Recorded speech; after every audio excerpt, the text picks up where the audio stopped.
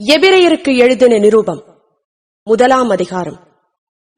பூர்வ காலங்களில் பங்கு பங்காகவும் வகை வகையாகவும் தீர்க்கதரிசிகள் மூலமாய் பிதாக்களுக்கு திருவுளம் பற்றின தேவன் இந்த கடைசி நாட்களில் குமாரன் மூலமாய் நமக்கு திருவுளம் பற்றினார். இவரை சர்வத்துக்கும் சுதந்திரவாளியாக நியமித்தார். இவரைக் கொண்டு உலகங்களையும் உண்டாக்கினார். இவர் அவருடைய மகிமையின் பிரகாசமும் அவருடைய தன்மையின் சொரூபமுமாயிருந்து சர்வத்தையும் தம்முடைய வல்லமையுள்ள வசனத்தினாலே தாங்குகிறவராய் தம்மாலே தாமே நம்முடைய பாவங்களை நீக்கும் சுத்திகரிப்பை உண்டு பண்ணி உன்னதத்தில் உள்ள மகத்துவமானவருடைய வலது பாரிசத்திலே உட்கார்ந்தார். இவர் தேவ தூதரை பார்க்கிலும் எவ்வளவு விசேஷித்த நாமத்தை சுதந்திரித்துக் கொண்டாரோ அவ்வளவு அதிகமாய் அவர்களிலும் மேன்மையுள்ளவரானார். எப்படியெனில், நீர் என்னுடைய குமாரன், இன்று நான் உம்மை ஜனிப்பித்தேன் என்றும் நான் அவருக்கு பிதாவாயிருப்பேன், அவர் எனக்கு குமாரனாயிருப்பார் என்றும் அவர் தூதர்களில் யாருக்காவது எப்போதாகிலும் சொன்னதுண்டா? மேலும் தமது முதற்பெயரானவரை உலகத்தில் பிரவேசிக்கச் செய்தபோது தேவ தூதர் யாவரும் அவரை தொழுது கொள்ள கடவர்கள் என்றார். தேவ தூதரை குறித்தோ தம்முடைய தூதர்களை காற்றுகளாகவும் தம்முடைய ஊழியக்காரரை அக்கினி ஜுவாலைகளாகவும் செய்கிறார் என்று சொல்லியிருக்கிறது. குமாரனை நோக்கி, தேவனே, உம்முடைய சிங்காசனம் என்றென்றைக்கும் உள்ளது. உம்முடைய ராஜ்யத்தின் செங்கோல் நீதியுள்ள செங்கோலாயிருக்கிறது. நீர் நீதியை விரும்பி அக்கிரமத்தை வெறுத்திருக்கிறீர். ஆதலால் தேவனே, உம்முடைய தேவன் உமது தோழரை பார்க்கிலும் உம்மை ஆனந்த தைலத்தினால் அபிஷேகம் பண்ணினார் என்றும், கர்த்தாவே, நீர் ஆதியிலே பூமியை அஸ்திபாரப்படுத்தினீர். வானங்கள் உம்முடைய கரத்தின் கிரியைகளாயிருக்கிறது. அவைகள் அழிந்து போம், நீரோ நிலைத்திருப்பீர். அவைகளெல்லாம் வஸ்திரம் போல பழமையாய்ப்போம். ஒரு சால்வையைப் போல அவைகளை சுருட்டுவீர், அப்பொழுது மாறிப்போம். நீரோ மாறாதவராயிருக்கிறீர். உம்முடைய ஆண்டுகள் முடிந்து போவதில்லை என்றும் சொல்லியிருக்கிறது. மேலும், நான் உம்முடைய சத்துருக்களை உமக்கு பாதபடியாக்கி போடும் வரைக்கும் நீர் என்னுடைய வலது பாரிசத்தில் உட்காரும் என்று தூதர்களில் யாருக்காவது எப்போதாகிலும் அவர் சொன்னதுண்டா? ரட்சிப்பை சுதந்திரிக்கப் போகிறவர்களை நிமித்தமாக ஊழியம் செய்யும்படிக்கு அவர்கள் எல்லாரும் அனுப்பப்படும் பணிவிடை ஆவிகளாய் இருக்கிறார்கள் அல்லவா? 2 அதிகாரம். ஆகையால் நாம் கேட்டவைகளை விட்டு விலகாதபடிக்கு அவைகளை மிகுந்த ஜாக்கிரதையாய் கவனிக்க வேண்டும். ஏனெனில், தேவதூதர் மூலமாய் சொல்லப்பட்ட வசனத்திற்கு விரோதமான எந்த செய்கைக்கும் கீழ்ப்படியாமைக்கும் நீதியான தண்டனை வரத்தக்கதாக அவர்களுடைய வசனம் உறுதிப்படுத்தப்பட்டிருக்க, முதலாவது கர்த்தர் மூலமாய் அறிவிக்கப்பட்டு பின்பு அவரிடத்தில் கேட்டவர்களாலே நமக்கு உறுதியாக்கப்பட்டதும், அடையாளங்களினாலும் அற்புதங்களினாலும் பலவிதமான பலத்த செய்கைகளினாலும் தம்முடைய சித்தத்தின்படி பகிர்ந்து கொடுத்த பரிசுத்த ஆவியின் வரங்களினாலும் தேவன் தாமே சாட்சி கொடுத்ததுமாயிருக்கிற இவ்வளவு பெரிதான ரட்சிப்பை குறித்து நாம் கவலையற்றிருப்போமானால் தண்டனைக்கு எப்படி தப்பித்துக் கொள்வோம்? இனி வரும் உலகத்தை குறித்து பேசுகிறோமே, அதை அவர் தூதர்களுக்கு கீழ்ப்படுத்தவில்லை. ஒரு இடத்திலே ஒருவன் சாட்சியாக, மனுஷனை நீர் நினைக்கிறதற்கும் மனுஷனுடைய குமாரனை நீர் விசாரிக்கிறதற்கும் அவன் எம்மாத்திரம்? அவனை தேவ தூதரிலும் சற்று சிறியவனாக்கினீர்.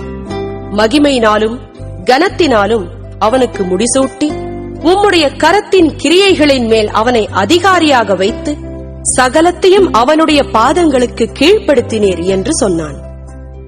சகலத்தையும் அவனுக்கு கீழ்ப்படுத்தினார் என்கிற விஷயத்தில் அவர் அவனுக்கு கீழ்ப்படுத்தாத பொருள் ஒன்றுமில்லை. அப்படி இருந்தும் இன்னும் அவனுக்கு சகலமும் கீழ்ப்பட்டிருக்க காணோம். என்றாலும் தேவனுடைய கிருபையினால் ஒவ்வொருவருக்காகவும் மரணத்தை ருசி பார்க்கும்படிக்கு தேவதூதரிலும் சற்று சிறியவராக்கப்பட்டிருந்த இயேசு மரணத்தை உத்தரித்தது நிமித்தம் மகிமையினாலும் கனத்தினாலும் முடிசூட்டப்பட்டதை காண்கிறோம். ஏனென்றால், தமக்காகவும் தம்மாலேயும் சகலத்தையும் உண்டாக்கினவர் அநேகம் பிள்ளைகளை மகிமையில் கொண்டு வந்து சேர்க்கையில் அவர்களுடைய ரட்சிப்பின் அதிபதியை உபத்திரவங்களினாலே பூரணப்படுத்துகிறது அவருக்கு ஏற்றதாயிருந்தது. எப்படியெனில், பரிசுத்தம் செய்கிறவரும் பரிசுத்தம் செய்யப்படுகிறவர்களுமாகிய யாவரும் ஒருவராலே உண்டாயிருக்கிறார்கள். இது நிமித்தம் அவர்களை சகோதரர் என்று சொல்ல அவர் வெட்கப்படாமல், உம்முடைய நாமத்தை என் சகோதரருக்கு அறிவித்து சபை நடுவில் உம்மை துதித்து பாடுவேன் என்றும், நான் அவரிடத்தில் நம்பிக்கையாயிருப்பேன் என்றும், இதோ நானும் தேவன் எனக்கு கொடுத்த பிள்ளைகளும் என்றும் சொல்லியிருக்கிறார். ஆதலால் பிள்ளைகள் மாம்சத்தையும் இரத்தத்தையும் உடையவர்களாயிருக்க, அவரும் அவர்களைப் போல மாம்சத்தையும் இரத்தத்தையும் உடையவரானார். மரணத்துக்கு அதிகாரியாகிய பிசாசானவனை தமது மரணத்தினாலே அழிக்கும்படிக்கும், ஜீவகாலமெல்லாம் மரண பயத்தினாலே அடிமைத்தனத்திற்குள்ளானவர்கள் யாவரையும் விடுதலை பண்ணும்படிக்கும் அப்படியானார். ஆதலால் அவர் தேவதூதருக்கு உதவியாக கை கொடாமல் ஆபிரகாமின் சந்ததிக்கு உதவியாக கை கொடுத்தார். அன்றியும் அவர் ஜனத்தின் பாவங்களை நிவிர்த்தி செய்வதற்கேதுவாக தேவ காரியங்களை குறித்து இரக்கமும் உண்மையும் உள்ள பிரதான ஆசாரியராய் இருக்கும்படிக்கு எவ்விதத்திலும் தம்முடைய சகோதரருக்கு ஒப்பாக வேண்டியதாய் இருந்தது. ஆதலால் அவர் தாமே சோதிக்கப்பட்டு பாடுபட்டதினாலே அவர் சோதிக்கப்படுகிறவர்களுக்கு உதவி செய்ய வல்லவராய் இருக்கிறார். 3ஆம் அதிகாரம். இப்படி இருக்க, பரம அழைப்புக்கு பங்குள்ளவர்களாகிய பரிசுத்த சகோதரரே, நாம் அறிக்கை பண்ணுகிற அப்போஸ்தலரும் பிரதான ஆசாரியருமாய் இருக்கிற கிறிஸ்து இயேசுவை கவனித்து பாருங்கள். மோசே தேவனுடைய வீட்டில் எங்கும் உண்மை உள்ளவனாயிருந்தது போல, இவரும் தம்மை ஏற்படுத்தினவருக்கு உண்மையுள்ளவராயிருக்கிறார். வீட்டை உண்டு பண்ணினவன் வீட்டை பார்க்கிலும் அதிக கனத்திற்குரியவனாயிருக்கிறான். அதுபோல மோசேயை பார்க்கிலும் இவர் அதிக மகிமைக்கு பாத்திரராயிருக்கிறார். ஏனெனில் எந்த வீடும் ஒருவனால் உண்டாக்கப்படும், எல்லாவற்றையும் உண்டு பண்ணினவர் தேவன். சொல்லப்பட போகிற காரியங்களுக்கு சாட்சியாக மோசே பணிவிடைக்காரனாய் அவருடைய வீட்டில் எங்கும் உண்மையுள்ளவனாயிருந்தான். கிறிஸ்துவோ அவருடைய வீட்டிற்கு மேற்பட்டவரான குமாரனாக உண்மையுள்ளவராயிருக்கிறார். நம்பிக்கையினாலே உண்டாகும் தைரியத்தையும் மேன்மை பாராட்டலையும் முடிவு பரியந்தம் உறுதியாய் பற்றிக் கொண்டிருப்போமாகில் நாமே அவருடைய வீடாயிருப்போம். ஆகையால் பரிசுத்த ஆவியானவர் சொல்லுகிறபடியே இன்று அவருடைய சத்தத்தை கேட்பீர்களாகில், வனாந்தரத்திலே கோபமூட்டின போதும் சோதனை நாளிலும் நடந்தது போல உங்கள் இருதயங்களை கடினப்படுத்தாதிருங்கள். அங்கே உங்கள் பிதாக்கள் என்னை சோதித்து என்னை பரீட்சை பார்த்து 40 வருஷ காலம் என் கிரியைகளை கண்டார்கள். ஆதலால் நான் அந்த சந்ததியை அரோசித்து, அவர்கள் எப்பொழுதும் வழுவிப் போகிற இருதயமுள்ள ஜனமென்றும் என்னுடைய வழிகளை அறியாதவர்கள் என்றும் சொல்லி, என்னுடைய இளைப்பாறுதலில் அவர்கள் பிரவேசிப்பதில்லை என்று என்னுடைய கோபத்திலே ஆணையிட்டேன் என்றார். சகோதரரே, ஜீவனுள்ள தேவனை விட்டு விலகுவதற்கேதுவான அவிசுவாசமுள்ள பொல்லாத இருதயம் உங்களில் ஒருவனுக்குள்ளும் இராதபடிக்கு நீங்கள் எச்சரிக்கையாயிருங்கள். உங்களில் ஒருவனாகிலும் பாவத்தின் வஞ்சனையினாலே கடினப்பட்டு போகாதபடிக்கு இன்று எண்ணப்படும் அளவும் நாடோறும் ஒருவருக்கொருவர் புத்தி சொல்லுங்கள். நாம் ஆரம்பத்திலே கொண்ட நம்பிக்கையை முடிவு பரியந்தம் உறுதியாய் பற்றிக் கொண்டிருப்போமாகில் கிறிஸ்துவினிடத்தில் பங்குள்ளவர்களாயிருப்போம். இன்று அவருடைய சத்தத்தை கேட்பீர்களாகில், கோபமூட்டுதலில் நடந்தது போல உங்கள் இருதயங்களை கடினப்படுத்தாதிருங்கள் என்று சொல்லி இருக்கிறது. கேட்டவர்களில் கோபமூட்டினவர்கள் யார்? மோசேயினால் எகிப்திலிருந்து புறப்பட்ட யாவரும் அப்படி செய்தார்கள் அல்லவா? மேலும் அவர் 40 வருஷமாய் யாரை அரோசித்தார்? பாவம் செய்தவர்களை அல்லவா? அவர்களுடைய சவங்கள் வனாந்தரத்தில் விழுந்து போயிற்றே. பின்னும் என்னுடைய இளைப்பாறுதலில் பிரவேசிப்பதில்லை என்று அவர் யாரை குறித்து ஆணையிட்டார்?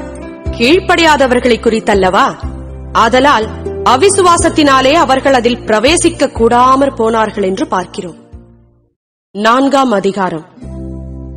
ஆனபடியினாலே அவருடைய இளைப்பாறுதலில் பிரவேசிப்பதற்கேதுவான வாக்குத்தத்தம் நமக்கு உண்டாயிருக்க, உங்களில் ஒருவனும் அதை அடையாமல் பின்வாங்கி போனவனாக காணப்படாதபடிக்கு பயந்திருக்க கடவோம்.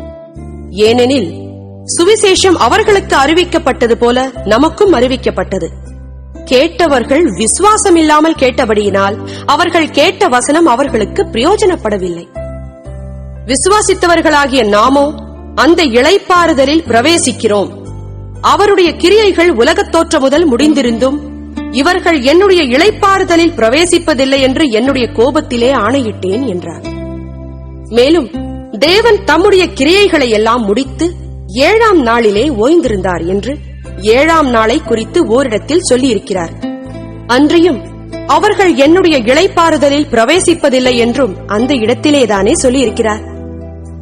ஆகையால் சிலர் அதில் பிரவேசிப்பது இன்னும் வரப்போகிற காரியமாய் இருக்கிறபடியினாலும், சுவிசேஷத்தை முதலாவது கேட்டவர்கள் கீழ்ப்படியாமையினாலே அதில் பிரவேசியாமற் போனபடியினாலும், இன்று அவருடைய சத்தத்தை கேட்பீர்களாகில் உங்கள் இருதயங்களை கடினப்படுத்தாதிருங்கள் என்று வெகு காலத்திற்கு பின்பு தாவீதின் சங்கீதத்திலே சொல்லியிருக்கிறபடி, இன்று என்று சொல்வதினாலே பின்னும் ஒரு நாளை குறித்திருக்கிறார். யோசுவா அவர்களை இளைப்பாறுதலுக்குட்படுத்தி இருந்தால் பின்பு அவர் வேறொரு நாளை குறித்து சொல்லியிருக்க மாட்டாரே. ஆகையால் தேவனுடைய ஜனங்களுக்கு இளைப்பாறுகிற காலம் இனி வருகிறதா இருக்கிறது. ஏனெனில் அவருடைய இளைப்பாறுதலில் பிரவேசித்தவன் தேவன் தம்முடைய கிரியைகளை முடித்து ஓய்ந்தது போல தானும் தன் கிரியைகளை முடித்து ஓய்ந்திருப்பான். ஆகையால் அந்த திருஷ்டாந்தத்தின்படி ஒருவனாகிலும் கீழ்ப்படியாமையினாலே விழுந்து போகாதபடிக்கு நாம் இந்த இளைப்பாறுதலில் பிரவேசிக்க ஜாக்கிரதையாயிருக்க கடவோம். தேவனுடைய வார்த்தையானது ஜீவனும் வல்லமையும் உள்ளதாயும், இருபுறமும் கருக்குள்ள எந்த பட்டயத்திலும் கருக்கானதாயும், ஆத்துமாவையும் ஆவியையும் கணுக்களையும் ஊனையும் பிரிக்கத்தக்கதாக உருவக் குத்துகிறதாயும், இருதயத்தின் நினைவுகளையும் யோசனைகளையும் வகையறுக்கிறதாயும் இருக்கிறது. அவருடைய பார்வைக்கு மறைவான சிருஷ்டி ஒன்றுமில்லை. சகலமும் அவருடைய கண்களுக்கு முன்பாக நிர்வாணமாயும் வெளியரங்கமாயும் இருக்கிறது. அவருக்கே நாம் கணக்கு ஒப்புவிக்க வேண்டும். வானங்களின் வழியாய் பரலோகத்திற்கு போன தேவகுமாரனாகிய இயேசு என்னும் மகா பிரதான ஆசாரியர் நமக்கு இருக்கிறபடியினால் நாம் பண்ணின அறிக்கையை உறுதியாய் பற்றிக் கொண்டிருக்க கடவோம். நம்முடைய பலவீனங்களை குறித்து பரிதபிக்க கூடாத பிரதான ஆசாரியர் நமக்கிராமல், எல்லாவிதத்திலும் நம்மை போல் சோதிக்கப்பட்டும் பாவமில்லாதவருமாயிருக்கிற பிரதான ஆசாரியரே நமக்கிருக்கிறார். ஆதலால் நாம் இரக்கத்தை பெறவும் ஏற்ற சமயத்தில் சகாயம் செய்யும் கிருபையை அடையவும் தைரியமாய் கிருபாசன தண்டையிலே சேரக்கடவோம். 5ஆம் அதிகாரம். அன்றியும் மனுஷரில் தெரிந்து கொள்ளப்பட்ட எந்த பிரதான ஆசாரியனும் பாவங்களுக்காக காணிக்கைகளையும் பலிகளையும் செலுத்தும்படி மனுஷருக்காக தேவ காரியங்களை பற்றி நியமிக்கப்படுகிறான். தானும் பலவீனமுள்ளவனானபடியினாலே அறியாதவர்களுக்கும் நெறி தப்பிப் போனவர்களுக்கும் இரங்கத்தக்கவனாயிருக்கிறான். அதனிமித்தம் அவன் ஜனங்களுடைய பாவங்களுக்காக பலியிட வேண்டியது போல தன்னுடைய பாவங்களுக்காகவும் பலியிட வேண்டியதாயிருக்கிறது. மேலும் ஆரோனைப் போல தேவனால் அழைக்கப்பட்டாலொழிய ஒருவனும் இந்த கனமான ஊழியத்துக்கு தானாய் ஏற்படுகிறதில்லை. அந்தப்படியே கிறிஸ்துவும் பிரதான ஆசாரியராகிறதற்கு தம்மைத்தாமே உயர்த்தவில்லை. நீர் என்னுடைய குமாரன், இன்று நான் உம்மை ஜெனிப்பித்தேன் என்று அவரோடே சொன்னவரே அவரை உயர்த்தினார். அப்படியே வேறொரு இடத்திலும் நீர் மெல்கிசேதேக்கின் முறைமையின்படி என்றென்றைக்கும் ஆசாரியராய் இருக்கிறீர் என்று சொல்லியிருக்கிறார். அவர் மாம்சத்தில் இருந்த நாட்களில் தம்மை மரணத்தினின்று ரட்சிக்க வல்லமையுள்ளவரை நோக்கி பலத்த சத்தத்தோடும் கண்ணீரோடும் விண்ணப்பம் பண்ணி வேண்டுதல் செய்து தமக்கு உண்டான பயபக்திய நிமித்தம் கேட்கப்பட்டு அவர் குமாரனாயிருந்தும் பட்ட பாடுகளினாலே கீழ்ப்படிதலை கற்றுக்கொண்டு தாம் பூரணரான பின்பு தமக்கு கீழ்ப்படுகிற யாவரும் நித்திய ரட்சிப்பை அடைவதற்கு காரணராகி மெல்கிசேதேக்கின் முறைமையின்படியான பிரதான ஆசாரியர் என்று தேவனாலே நாமம் தரிக்கப்பட்டார். இந்த மெல்கிசேதேக்கை பற்றி நாம் விஸ்தாரமாய் பேச, நீங்கள் கேள்வியில் மந்தமுள்ளவர்களானபடியால் அதை விளங்க பண்ணுகிறது அரிதாயிருக்கும். காலத்தை பார்த்தால் போதகராயிருக்க வேண்டிய உங்களுக்கு தேவனுடைய வாக்கியங்களின் மூல உபதேசங்களை மறுபடியும் உபதேசிக்க வேண்டியதாயிருக்கிறது. நீங்கள் பலமான ஆகாரத்தை அல்ல, பாலை உண்ணத்தக்கவர்களானீர்கள். பால் உண்கிறவன் குழந்தையாயிருக்கிறபடியினாலே நீதியின் வசனத்தில் பழக்கமில்லாதவனாயிருக்கிறான். பலமான ஆகாரமானது நன்மை தீமை இன்னதென்று பயிற்சியினால் பகுத்தறியத்தக்கதாக முயற்சி செய்யும் ஞானேந்திரியங்களை உடையவர்களாகிய பூரண வயதுள்ளவர்களுக்கே தகும். 6ஆம் அதிகாரம். ஆகையால் கிறிஸ்துவை பற்றி சொல்லிய மூல உபதேச வசனங்களை நாம் விட்டு செத்த கிரியைகளுக்கு நீங்களாகும் மனம் திரும்புதல், தேவன் பேரில் வைக்கும் விசுவாசம், ஸ்நானங்களுக்கு அடுத்த உபதேசம், கைகளை வைக்குதல், மரித்தோரின் உயிர்த்தெழுதல், நித்திய நியாய தீர்ப்பு என்பவைகளாகிய அஸ்திபாரத்தை மறுபடியும் போடாமல் பூரணராகும்படி கடந்து போவோமாக. தேவனுக்கு சித்தமானால் இப்படியே செய்வோம். ஏனெனில் ஒரு தரம் பிரகாசிப்பிக்கப்பட்டும் பரம ஈவை ருசி பார்த்தும் பரிசுத்த ஆவியை பெற்றும் தேவனுடைய நல் வார்த்தையையும் இனிவரும் உலகத்தின் பலன்களையும் ருசி பார்த்தும் மறுதலித்து போனவர்கள் தேவனுடைய குமாரனை தாங்களே மறுபடியும் சிலுவையில் அறைந்து அவமானப்படுத்துகிறபடியால் மனம் திரும்புதற்கேதுவாய் அவர்களை மறுபடியும் புதுப்பிக்கிறது கூடாத காரியம். எப்படியெனில் தன்மேல் அடிக்கடி பெய்கிற மழையை குடித்து தன்னிடத்தில் பயிரிடுகிறவர்களுக்கேற்ற பயிரை முளைப்பிக்கும் நிலமானது தேவனால் ஆசீர்வாதம் பெறும். முள் செடிகளையும் முள் பூண்டுகளையும் முளைப்பிக்கிற நிலமோ தகாததாயும் சபிக்கப்படுகிறதற்கேற்றதாயும் இருக்கிறது. சுட்டரிக்கப்படுவதே அதன் முடிவு. பிரியமானவர்களே, நாங்கள் இப்படி சொன்னாலும் நன்மையானவைகளும் ரட்சிப்புக்குரியவைகளுமான காரியங்கள் உங்களிடத்தில் உண்டாயிருக்கிறது என்று நம்பியிருக்கிறோம். ஏனென்றால் உங்கள் கிரியையையும் நீங்கள் பரிசுத்தவான்களுக்கு ஊழியம் செய்ததினாலும் செய்து வருகிறதினாலும் தமது நாமத்திற்காக காண்பித்த அன்புள்ள பிரயாசத்தையும் மறந்து விடுகிறதற்கு தேவன் அநீதி உள்ளவர் அல்லவே. நீங்கள் அசதியாயிராமல் வாக்குத்தத்தமான ஆசீர்வாதங்களை விசுவாசத்தினாலும் நீடிய பொறுமையினாலும் சுதந்திரித்துக் கொள்ளுகிறவர்களை பின்பற்றுகிறவர்களாயிருந்து உங்களுக்கு நம்பிக்கையின் பூரண நிச்சயம் உண்டாகும்படி நீங்கள் யாவரும் முடிவு பரியந்தம் அப்படியே ஜாக்கிரதையை காண்பிக்க வேண்டும் என்று ஆசையாயிருக்கிறோம். ஆபிரகாமுக்கு தேவன் வாக்குத்தத்தம் பண்ணின போது ஆணையிடும்படி தம்மிலும் பெரியவர் ஒருவரும் இல்லாதபடியினாலே தமது பேரிலே தானே ஆணையிட்டு, நிச்சயமாக நான் உன்னை ஆசீர்வதிக்கவே ஆசீர்வதித்து உன்னை பெருகவே பெருகப் பண்ணுவேன் என்றார். அந்தப்படியே அவன் பொறுமையாய் காத்திருந்து வாக்குத்தத்தம் பண்ணப்பட்டதை பெற்றான். மனுஷர் தங்களிலும் பெரியவர் பேரில் ஆணையிடுவார்கள். உறுதி பண்ணும்படிக்கு ஆணையிடுதலே சகல விவாதத்திற்கும் முடிவு. அந்தப்படி தேவனும் வாக்குத்தத்தம் பண்ணப்பட்டவைகளை சுதந்திரித்துக் கொள்ளுகிறவர்களுக்கு தமது ஆலோசனையின் மாறாத நிச்சயத்தை பரிபூரணமாய் காண்பிக்கும்படி சித்தமுள்ளவராய் ஓர் ஆணையினாலே அதை ஸ்திரப்படுத்தினார். நமக்கு முன் வைக்கப்பட்ட நம்பிக்கையை பற்றிக் கொள்ளும்படி அடைக்கலமாய் ஓடிவந்த நமக்கு 2 மாறாத விசேஷங்களினால் நிறைந்த ஆறுதல் உண்டாகும்படிக்கு எவ்வளவேனும் பொய்யுரையாத தேவன் அப்படி செய்தார். அந்த நம்பிக்கை நமக்கு நிலையும் உறுதியும் திரைக்குள்ளாக போகிறதுமான ஆத்தும நங்கூரமாயிருக்கிறது. நமக்கு முன்னோடினவராகிய இயேசு மெல்கிசேதேக்கின் முறைமையின்படி நித்திய பிரதான ஆசாரியராய் நமக்காக அந்த திரைக்குள் பிரவேசித்திருக்கிறார். 7ஆம் அதிகாரம். இந்த மெல்கிசேதேக்கு சாலேமின் ராஜாவும் உன்னதமான தேவனுடைய ஆசாரியனுமாய் இருந்தான். ராஜாக்களை முறியடித்து வந்த ஆபிரகாமுக்கு இவன் எதிர்கொண்டு போய் அவனை ஆசீர்வதித்தான். இவனுக்கு ஆபிரகாம் எல்லாவற்றிலும் தசமபாகம் கொடுத்தான். இவனுடைய முதற் பேராகிய மெல்கிசேதேக்கு என்பதற்கு நீதியின் ராஜா என்றும், பின்பு சாலேமின் ராஜா என்பதற்கு சமாதானத்தின் ராஜா என்றும் அர்த்தமாம். இவன் தகப்பனும் தாயும் வம்ச வரலாறும் இல்லாதவன். இவன் நாட்களின் துவக்கமும் ஜீவனின் முடிவும் உடையவனாயிராமல் தேவனுடைய குமாரனுக்கு ஒப்பானவனாய் என்றென்றைக்கும் ஆசாரியனாக நிலைத்திருக்கிறான். இவன் எவ்வளவு பெரியவனாயிருக்கிறான் பாருங்கள். கோத்திரத் தலைவனாகிய ஆபிரகாம் முதலாய் கொள்ளையிடப்பட்ட பொருள்களில் இவனுக்கு தசமபாகம் கொடுத்தான். லேவியின் புத்திரரில் ஆசாரியத்துவத்தை அடைகிறவர்களும் ஆபிரகாமின் அறையிலிருந்து வந்த தங்கள் சகோதரரான ஜனங்களின் கையிலே நியாய பிரமாணத்தின்படி தசமபாகம் வாங்குகிறதற்கு கட்டளை பெற்றிருக்கிறார்கள். ஆகிலும் அவர்களுடைய வம்ச வரிசையில் வராதவனாகிய இவன் ஆபிரகாமின் கையில் தசமபாகம் வாங்கி வாக்குத்தத்தங்களை பெற்றவனை ஆசீர்வதித்தான். சிறியவன் பெரியவனாலே ஆசீர்வதிக்கப்படுவான், அதற்கு சந்தேகமில்லை. அன்றியும் இங்கே மரிக்கிற மனுஷர்கள் தசமபாகம் வாங்குகிறார்கள், அங்கேயோ பிழைத்திருக்கிறான் என்று சாட்சி பெற்றவன் வாங்கினான்.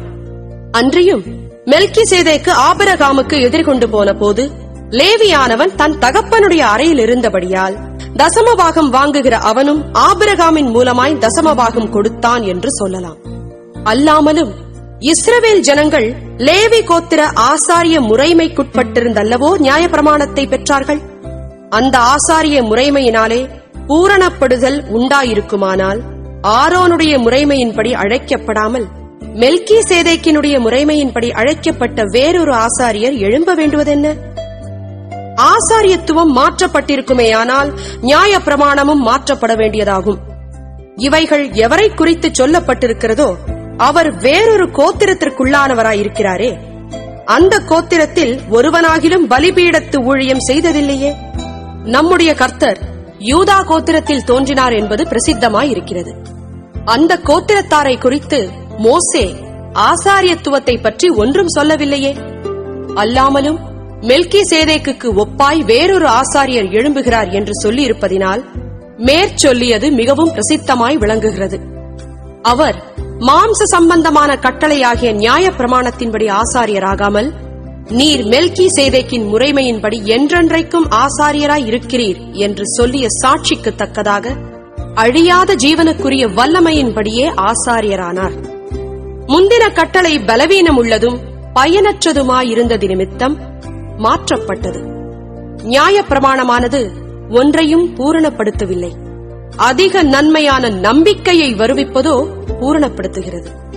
அந்த நம்பிக்கையினாலே தேவனிடத்தில் சேருகிறோம்.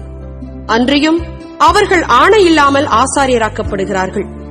இவரோ, நீர் மெல்கிசேதேக்கின் முறைமையின்படி என்றென்றைக்கும் ஆசாரியராய் இருக்கிறீர் என்று கர்த்தர் ஆணையிட்டார், மனம் மாறாமலும் இருப்பார் என்று தம்முடனே சொன்னவராலே ஆணையோடே ஆசாரியரானார். ஆனதால் இயேசுவானவர் ஆணையின்படியே ஆசாரியராக்கப்பட்டது எவ்வளவு விசேஷித்த காரியமோ அவ்வளவு விசேஷித்த உடன்படிக்கைக்கு பிணையாளியானார். அன்றியும் அவர்கள் மரணத்தி நிமித்தம் நிலைத்திருக்க கூடாதவர்களானபடியால் ஆசாரியராக்கப்படுகிறவர்கள் அநேகராயிருக்கிறார்கள். இவரோ என்றென்றைக்கும் நிலைத்திருக்கிறபடியினாலே மாறிப்போகாத ஆசாரியத்துவம் உள்ளவராயிருக்கிறார். மேலும் தமது மூலமாய் தேவனிடத்தில் சேருகிறவர்களுக்காக வேண்டுதல் செய்யும்படிக்கு அவர் எப்பொழுதும் உயிரோடு இருக்கிறவர் ஆகையால் அவர்களை முற்றுமுடிய ரட்சிக்க வல்லவராயும் இருக்கிறார். பரிசுத்தரும் குற்றமற்றவரும் மாசில்லாதவரும் பாவிகளுக்கு விலகினவரும் வானங்களிலும் உயர்ந்தவருமாயிருக்கிற இவ்விதமான பிரதான ஆசாரியரே நமக்கு ஏற்றவராயிருக்கிறார்.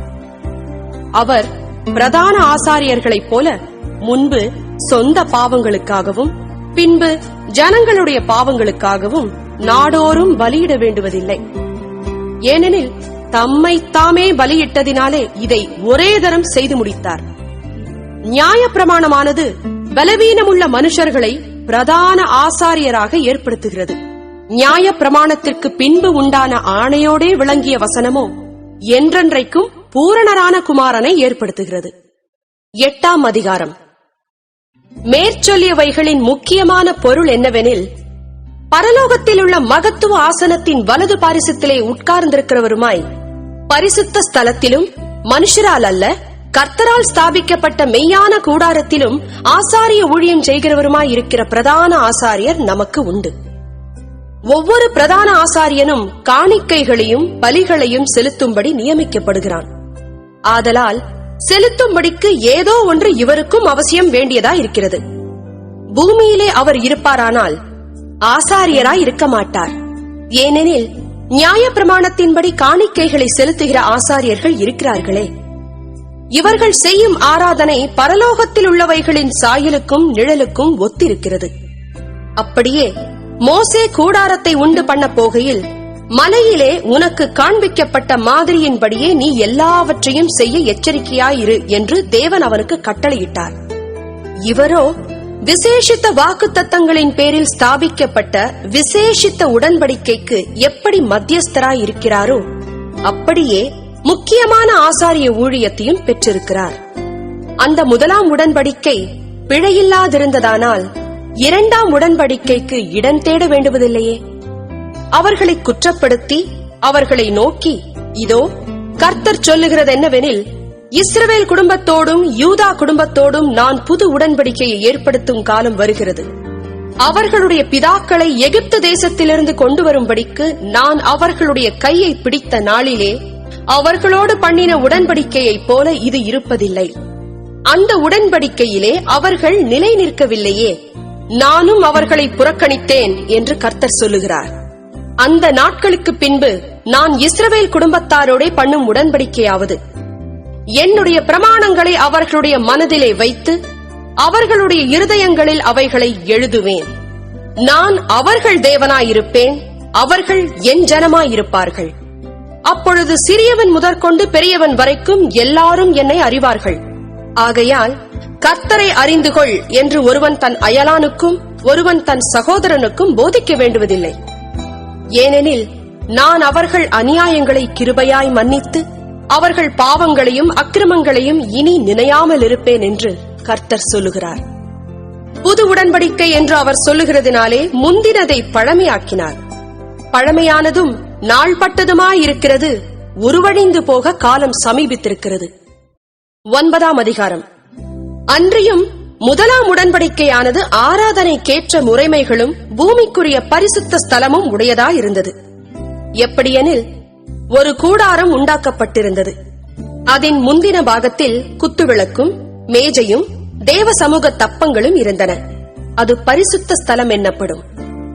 2ஆம் திரைக்குள்ளே மகா பரிசுத்த ஸ்தலம் என்னப்பட்ட கூடாரம் இருந்தது.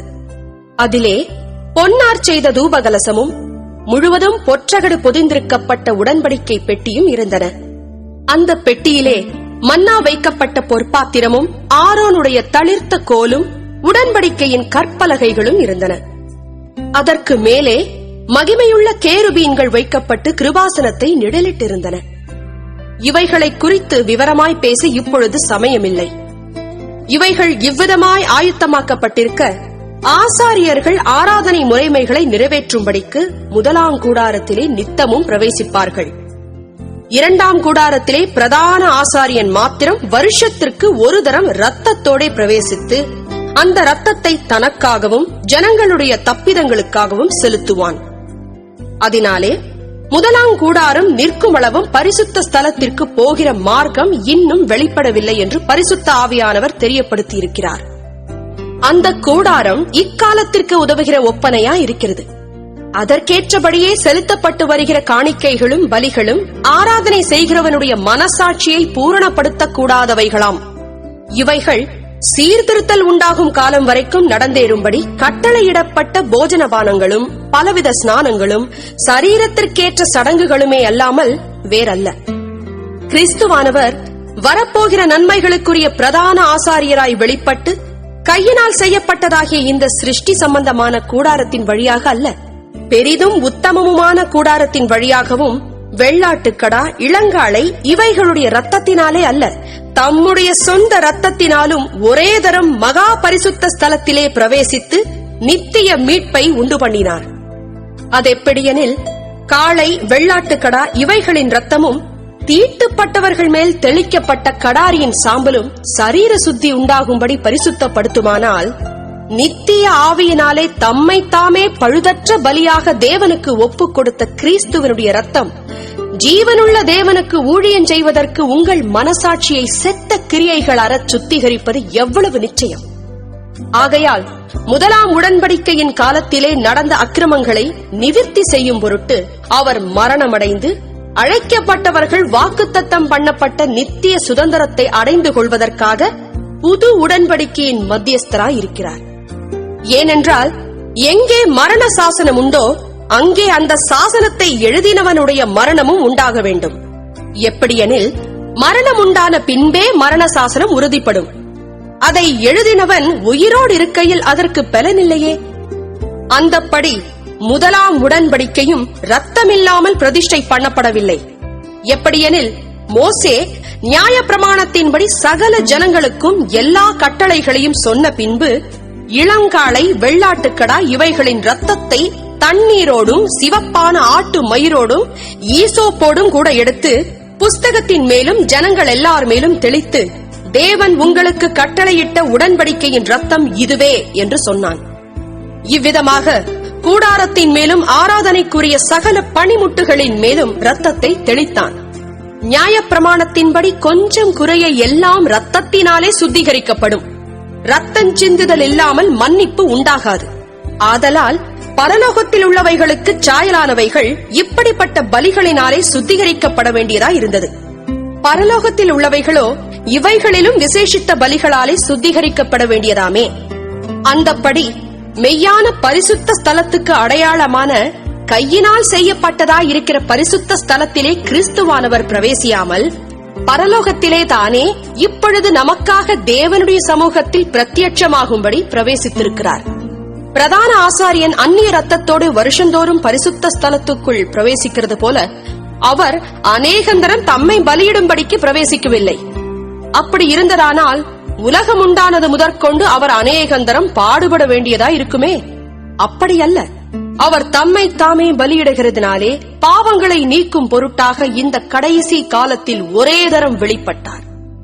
அன்றியும் ஒரே தரம் மரிப்பதும் பின்பு நியாய தீர்ப்படைவதும் மனுஷருக்கு நியமிக்கப்பட்டிருக்கிறபடியே கிறிஸ்துவும் அநேகருடைய பாவங்களை சுமந்து தீர்க்கும்படிக்கு ஒரே தரம் பலியிடப்பட்டு தமக்காக காத்துக் கொண்டிருக்கிறவர்களுக்கு ரட்சிப்பை அருளும்படி இரண்டாந்தரம் பாவமில்லாமல் தரிசனமாவார். 10ஆம் அதிகாரம். இப்படி இருக்க நியாயப்பிரமாணமானது வரப்போகிற நன்மைகளின் பொருளாயிராமல் அவைகளின் நிழலாய் மாத்திரம் இருக்கிறபடியால் வருஷந்தோறும் இடைவிடாமல் செலுத்தப்பட்டு வருகிற ஒரே விதமான பலிகளினாலே அவைகளை செலுத்த வருகிறவர்களை ஒரு காலும் பூரணப்படுத்த மாட்டாது. பூரணப்படுத்துமானால் ஆராதனை செய்கிறவர்கள் ஒரு தரம் சுத்தமாக்கப்பட்ட பின்பு இன்னும் பாவங்கள் உண்டென்று உணர்த்தும் மனசாட்சி அவர்களுக்கு இல்லாதிருப்பதினால் அந்த பலிகளை செலுத்துகிறது நிறுத்தப்படும் அல்லவா? அப்படி நிறுத்தப்படாதபடியால் பாவங்கள் உண்டென்று அவைகளினாலே வருஷந்தோறும் நினைவு கூறுதல் உண்டாயிருக்கிறது. அல்லாமலும் காளை வெள்ளாட்டுக்கடா இவைகளுடைய ரத்தம் பாவங்களை நிவிர்த்தி செய்ய மாட்டாதே. ஆகையால் அவர் உலகத்தில் பிரவேசிக்கும் போது பலியையும் காணிக்கையையும் நீர் விரும்பவில்லை. ஒரு சரீரத்தை எனக்கு ஆயத்தம் பண்ணினீர். சர்வாங்க தகன பலிகளும் பாவ நிவாரண பலிகளும் உமக்கு பிரியமானதல்ல என்றீர். அப்பொழுது நான், தேவனே, உம்முடைய சித்தத்தின்படி செய்ய இதோ வருகிறேன், புஸ்தகச் சுருளில் என்னை குறித்து எழுதியிருக்கிறது என்று சொன்னேன் என்றார். நியாயப்பிரமாணத்தின்படி செலுத்தப்பட்டு வருகிற பலிகளை குறித்து மேற்சொல்லியபடி பலியையும் காணிக்கையையும் சர்வாங்க தகன பலிகளையும் பாவ நிவாரண பலிகளையும் நீர் விரும்பவில்லை, அவைகள் உமக்கு பிரியமானதல்ல என்று சொன்ன பின்பு, தேவனே, உம்முடைய சித்தத்தின்படி செய்ய இதோ வருகிறேன் என்று சொன்னார். இரண்டாவதை நிலைநிறுத்துவதற்கு முதலாவதை நீக்கி போடுகிறார். இயேசு கிறிஸ்துவனுடைய சரீரம் ஒரே தரம் பலியிடப்பட்டதினாலே அந்த சித்தத்தின்படி நாம் பரிசுத்தமாக்கப்பட்டிருக்கிறோம். அன்றியும் எந்த ஆசாரியனும் நாடோறும் ஆராதனை செய்கிறவனாயும் பாவங்களை ஒரு காலம் நிவிர்த்தி செய்யக்கூடாத ஒரேவித பலிகளை அநேகந்தரம் செலுத்தி வருகிறவனாயும் நிற்பான். இவரோ பாவங்களுக்காக ஒரே பலியை செலுத்தி என்றென்றைக்கும் தேவனுடைய வலது பாரிசத்தில் உட்கார்ந்து இனி தம்முடைய சத்துருக்களை தமது பாதபடியாக்கி போடும் வரைக்கும் காத்துக் கொண்டிருக்கிறார். ஏனெனில் பரிசுத்தமாக்கப்படுகிறவர்களை ஒரே பலியினாலே இவர் என்றென்றைக்கும் பூரணப்படுத்தி இருக்கிறார். இதை குறித்து பரிசுத்த ஆவியானவரும் நமக்கு சாட்சி சொல்லுகிறார்.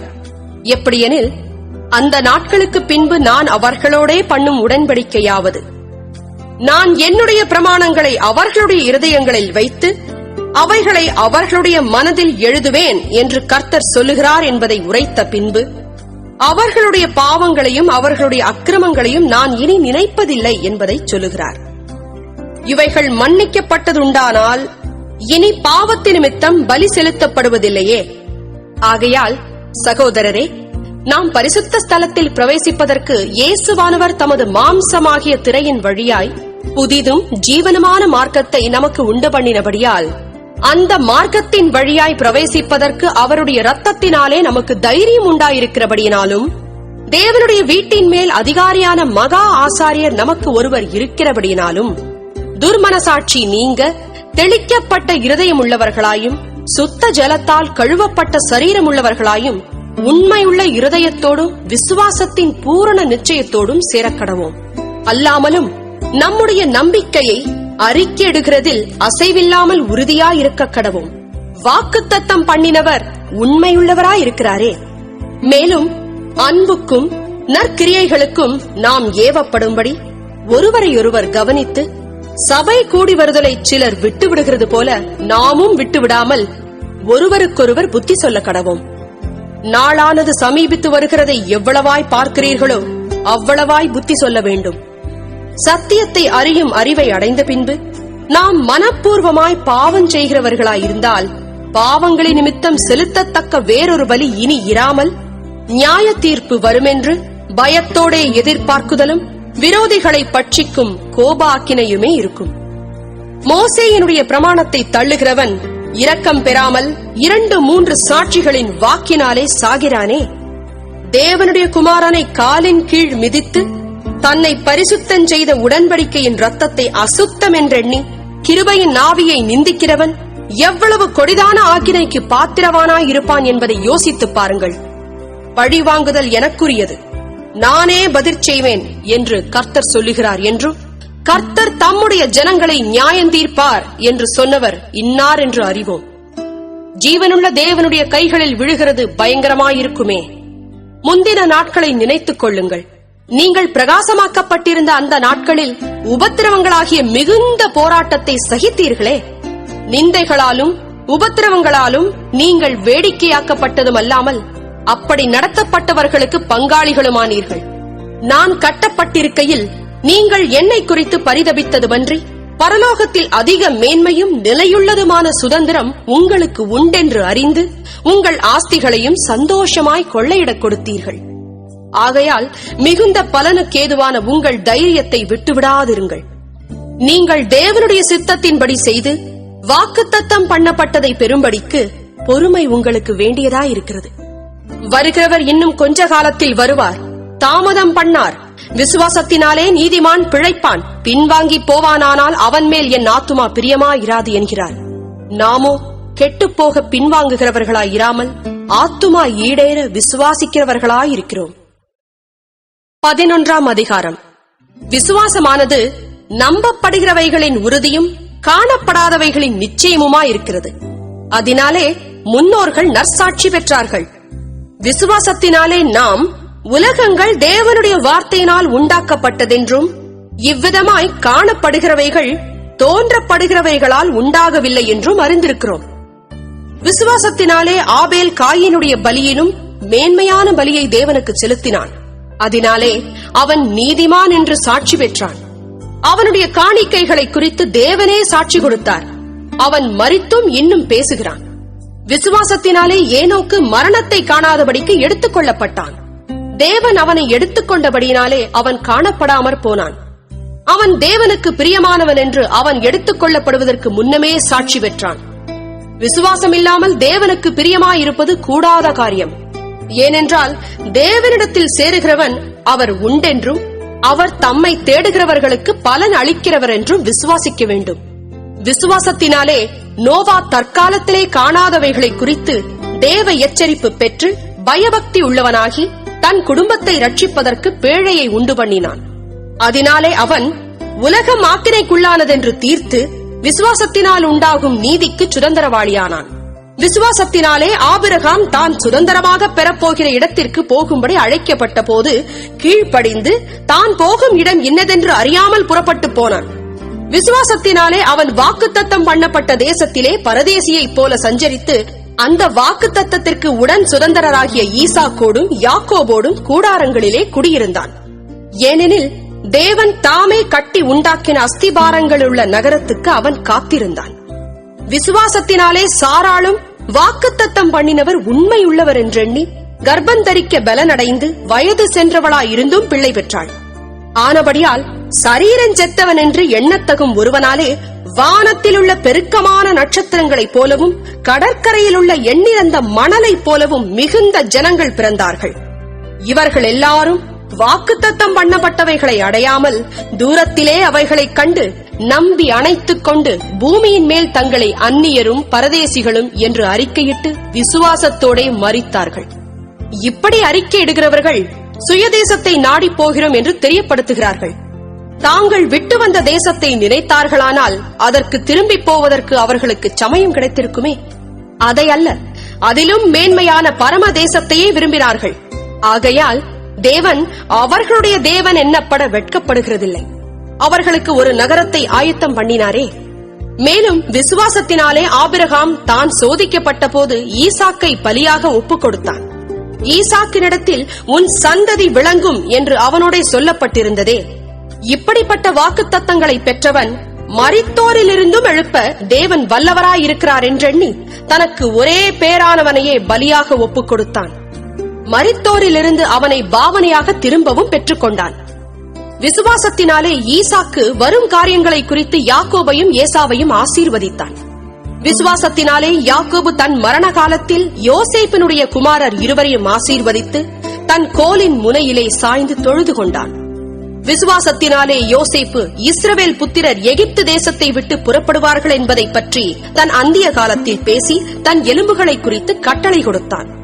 மோசே பிறந்தபோது அவனுடைய தாய் தகப்பன்மார் அவனை அழகுள்ள பிள்ளை என்று கண்டு விசுவாசத்தினாலே ராஜாவினுடைய கட்டளைக்கு பயப்படாமல் அவனை 3 மாதம் ஒளித்து வைத்தார்கள்.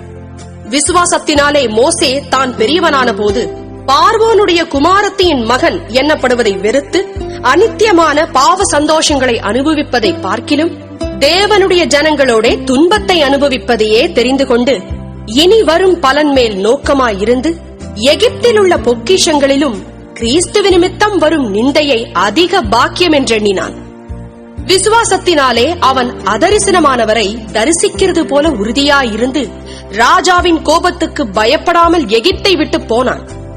விசுவாசத்தினாலே முதற்பேரானவைகளை சங்கரிக்கிறவன் இஸ்ரவேலரை தொடாதபடிக்கு அவன் பஸ்காவையும் ரத்தம் பூசுதலாகிய நியமத்தையும் ஆசரித்தான். விசுவாசத்தினாலே அவர்கள் சிவந்த சமுத்திரத்தை உலர்ந்த தரையை கடந்து போவது போல கடந்து போனார்கள். எகிப்தியர் அப்படி செய்ய துணிந்து அமிழ்ந்து போனார்கள். விசுவாசத்தினாலே எரிகோ பட்டணத்தின் மதில்கள் 7 நாள் சுற்றி வரப்பட்டு விழுந்தது. விசுவாசத்தினாலே ராகாப் என்னும் வேசி வேவுகாரரை சமாதானத்தோடு ஏற்றுக்கொண்டு கீழ்ப்படியாதவர்களோட கூட சேதமாகாதிருந்தாள். பின்னும் நான் என்ன சொல்லுவேன்? கிதியோன், பாராக், சிம்சோன், யெப்தா, தாவீது, சாமுவேல் என்பவர்களையும் தீர்க்கதரிசிகளையும் குறித்து நான் விவரம் சொல்ல வேண்டுமானால் காலம் போதாது. விசுவாசத்தினாலே அவர்கள் ராஜ்யங்களை ஜெயித்தார்கள், நீதியை நடப்பித்தார்கள், வாக்குத்தத்தங்களை பெற்றார்கள், சிங்கங்களின் வாய்களை அடைத்தார்கள், அக்கினியின் உக்கிரத்தை அவித்தார்கள், பட்டயக்கருக்குக்கு தப்பினார்கள், பலவீனத்தில் பலன் கொண்டார்கள், யுத்தத்தில் வல்லவர்களானார்கள், அந்நியருடைய சேனைகளை முறியடித்தார்கள். ஸ்திரீகள் சாக கொடுத்த தங்களுடையவர்களை உயிரோடு எழுந்திருக்க பெற்றார்கள். வேறு சிலர் மேன்மையான உயிர்த்தெழுதலை அடையும்படிக்கு விடுதலை பெறச் சம்மதியாமல் வாதிக்கப்பட்டார்கள். வேறு சிலர் நிந்தைகளையும் அடிகளையும் கட்டுகளையும் காவலையும் அனுபவித்தார்கள். கல்லெறியுண்டார்கள், வாளால் அறுப்புண்டார்கள், பரீட்சை பார்க்கப்பட்டார்கள், பட்டயத்தினாலே வெட்டப்பட்டு மரித்தார்கள், செம்மறியாட்டு தோள்களையும் வெள்ளாட்டு தோள்களையும் போர்த்துக் கொண்டு திரிந்து குறைவையும் உபத்திரவத்தையும் துன்பத்தையும் அனுபவித்தார்கள். உலகம் அவர்களுக்கு பாத்திரமாயிருக்கவில்லை. அவர்கள் வனாந்தரங்களிலேயும் மலைகளிலேயும் குகைகளிலேயும் பூமியின் வெடிப்புகளிலேயும் சிதறுண்டு அலைந்தார்கள். இவர்கள் எல்லாரும் விசுவாசத்தினாலே நற்சாட்சி பெற்றும் வாக்குத்தத்தம் பண்ணப்பட்டதை அடையாமற் போனார்கள். அவர்கள் நம்மை அல்லாமல் பூரணராகாதபடிக்கு விசேஷித்த நன்மையானதொன்றை தேவன் நமக்கென்று முன்னதாக நியமித்திருந்தார். 12ஆம் அதிகாரம். ஆகையால் மேகம் போன்ற இத்தனை திரளான சாட்சிகள் நம்மை சூழ்ந்து கொண்டிருக்க பாரமான யாவற்றையும் நம்மை சுற்றி நெருங்கி நிற்கிற பாவத்தையும் தள்ளிவிட்டு விசுவாசத்தை துவக்குகிறவரும் முடிக்கிறவருமாயிருக்கிற இயேசுவை நோக்கி நமக்கு நியமித்திருக்கிற ஓட்டத்தில் பொறுமையோடே ஓடக்கடவும். அவர் தமக்கு முன் வைத்திருந்த சந்தோஷத்தின் பொருட்டு அவமானத்தை எண்ணாமல் சிலுவையை சகித்து தேவனுடைய சிங்காசனத்தின் வலது பாரிசத்தில் வீற்றிருக்கிறார். ஆகையால் நீங்கள் இளைப்புள்ளவர்களாய் உங்கள் ஆத்துமாக்களில் சோர்ந்து போகாதபடிக்கு தமக்கு விரோதமாய் பாவிகளால் செய்யப்பட்ட இவ்விதமான விபரீதங்களை சகித்த அவரையே நினைத்துக் கொள்ளுங்கள். பாவத்திற்கு விரோதமாய் போராடுகிறதில் இரத்தஞ்சிந்தப்படத்தக்கதாக நீங்கள் இன்னும் எதிர்த்து நிற்கவில்லையே.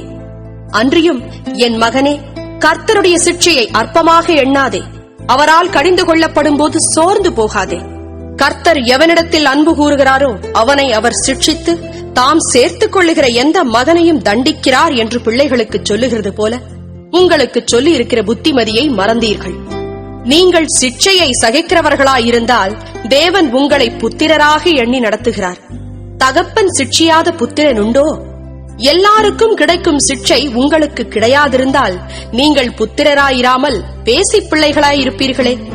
அன்றியும் நம்முடைய சரீரத்தின் தகப்பன்மார்கள் நம்மை சிட்சிக்கும் போது அவர்களுக்கு நாம் அஞ்சி நடந்திருக்க நாம் பிழைக்கத்தக்கதாக ஆவிகளின் பிதாவுக்கு வெகு அதிகமாய் அடங்கி நடக்க வேண்டும் அல்லவா? அவர்கள் தங்களுக்கு நலமென்று தோன்றினபடி கொஞ்ச காலம் சிட்சித்தார்கள். இவரோ தம்முடைய பரிசுத்தத்துக்கு நாம் பங்குள்ளவர்களாகும் பொருட்டு நம்முடைய பிரயோஜனத்துக்காகவே நம்மை சிட்சிக்கிறார். எந்த சிட்சையும் தற்காலத்தில் சந்தோஷமாய் காணாமல் துக்கமாய் காணும்.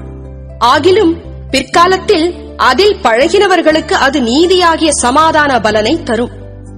ஆகையினால் நெகிழ்ந்த கைகளையும் தளர்ந்த முழங்கால்களையும் நீங்கள் திரும்ப நிமிர்த்தி, முடமாயிருக்கிறது பிசகிப் போகாமல் சொஸ்தமாகும்படிக்கு உங்கள் பாதங்களுக்கு வழிகளை செவ்வைப்படுத்துங்கள். யாவரோடும் சமாதானமாயிருக்கவும் பரிசுத்தமுள்ளவர்களாயிருக்கவும் நாடுங்கள். பரிசுத்தமில்லாமல் ஒருவனும் கர்த்தரை தரிசிப்பதில்லையே. ஒருவனும் தேவனுடைய கிருபையை இழந்து போகாதபடிக்கும் யாதொரு கசப்பான வேர் முளைத்தெழும்பி கலக்கம் உண்டாக்குகிறதினால் அநேகர் தீட்டுப்படாதபடிக்கும் ஒருவனும் வேசிக்கள்ளனாகவும் ஒருவேளை போஜனத்துக்காக தன் சேஷ்ட புத்திர பாகத்தை விற்று போட்ட ஏசாவைப் போல சீர்கெட்டவனாகவும் இராதபடிக்கும் எச்சரிக்கையாயிருங்கள். ஏனென்றால் பிற்பாடு அவன் ஆசீர்வாதத்தை சுதந்தரித்துக் கொள்ள விரும்பியும் ஆகாதவன் என்று தள்ளப்பட்டதை அறிவீர்கள். அவன் கண்ணீர் விட்டு கவலையோடே தேடியும் மனம் மாறுதலை காணாமற் போனான். அன்றியும் தொடக்கூடியதும் அக்கினி பற்றி எரிகிறதுமான மலையினிடத்திற்கும் மந்தாரம், இருள், பெருங்காற்று ஆகிய இவைகளினிடத்திற்கும் எக்கால முழக்கத்தினிடத்திற்கும் வார்த்தைகளுடைய சத்தத்தினிடத்திற்கும் நீங்கள் வந்து சேரவில்லை.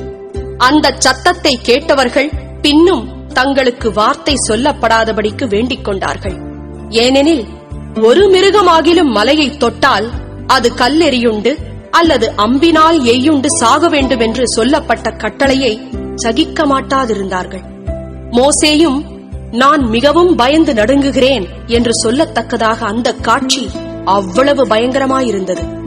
நீங்களோ சீயோன் மலையினிடத்திற்கும் ஜீவனுள்ள தேவனுடைய நகரமாகிய பரம எருசலேமினிடத்திற்கும் 1000-10,000 தேவ தூதர்களினிடத்திற்கும் பரலோகத்தில் பேரெழுதியிருக்கிற முதற் பேரானவர்களின் சர்வ சங்கமாகிய சபையினிடத்திற்கும் யாவருக்கும் நியாயாதிபதியாகிய தேவனிடத்திற்கும் பூரணராக்கப்பட்ட நீதிமான்களுடைய ஆவிகளினிடத்திற்கும் புது உடன்படிக்கையின் மத்தியஸ்தராகிய இயேசுவினிடத்திற்கும் ஆபேலினுடைய ரத்தம் பேசினதை பார்க்கிலும் நன்மையானவைகளை பேசுகிற ரத்தமாகிய தெளிக்கப்படும் ரத்தத்தினிடத்திற்கும் வந்து சேர்ந்தீர்கள். பேசுகிறவருக்கு நீங்கள் செவி கொடுக்க மாட்டோம் என்று விலகாதபடி எச்சரிக்கையாயிருங்கள். ஏனெனில் பூமியிலே பேசினவருக்கு செவி கொடுக்க மாட்டோம் என்று விலகினவர்கள் தப்பிப் போகாமல் இருக்க, பரலோகத்தில் இருந்து பேசுகிறவரை நாம் விட்டு விலகினால் எப்படி தப்பிப் போவோம்? அவருடைய சத்தம் அப்பொழுது பூமியை அசைய பண்ணிற்று. இன்னும் ஒரு தரம் நான் பூமியை மாத்திரமல்ல வானத்தையும் அசைய பண்ணுவேன் என்று இப்பொழுது வாக்குத்தத்தம் செய்திருக்கிறார். இன்னும் ஒரு தரம் என்கிற சொல்லானது அசையாதவைகள் நிலைத்திருக்கத்தக்கதாக அசைவுள்ளவைகள் உண்டாக்கப்பட்டவைகள் போல் மாறிப்போம் என்பதை குறிக்கிறது. ஆதலால் அசைவில்லாத ராஜ்யத்தை பெறுகிறவர்களாகிய நாம் பயத்தோடும் பக்தியோடும் தேவனுக்கு பிரியமாய் ஆராதனை செய்யும்படி கிருபையை பற்றிக் கொள்ள கடவோம். நம்முடைய தேவன் பட்சிக்கிற அக்னியாயிருக்கிறாரே. 13ஆம் அதிகாரம். சகோதர சிநேகம் நிலைத்திருக்க கடவது. அந்நியரை உபசரிக்க மறவாதிருங்கள். அதனாலே சிலர் அறியாமல் தேவ தூதரையும் உபசரித்ததுண்டு. கட்டப்பட்டிருக்கிறவர்களோட நீங்களும் கட்டப்பட்டவர்கள் போல அவர்களை நினைத்துக் கொள்ளுங்கள். நீங்களும் சரீரத்தோடு இருக்கிறவர்கள் என்று அறிந்து தீங்கு அனுபவிக்கிறவர்களை நினைத்துக் கொள்ளுங்கள். விவாகம் யாவருக்குள்ளும் கனமுள்ளதாயும் விவாக மஞ்சம் அசுசிப்படாததுமாய் இருப்பதாக. வேசிக் கள்ளரையும் விபச்சாரக்காரரையும் தேவன் நியாயம் தீர்ப்பார். நீங்கள் பண ஆசை இல்லாதவர்களாய் நடந்து உங்களுக்கு இருக்கிறவைகள் போதும் என்று எண்ணுங்கள். நான் உன்னை விட்டு விலகுவதும் இல்லை, உன்னை கைவிடுவதும் இல்லை என்று அவர் சொல்லியிருக்கிறாரே. அதனாலே நாம் தைரியம் கொண்டு, கர்த்தர் எனக்கு சகாயர், நான் பயப்படேன், மனுஷன் எனக்கு என்ன செய்வான் என்று சொல்லலாமே.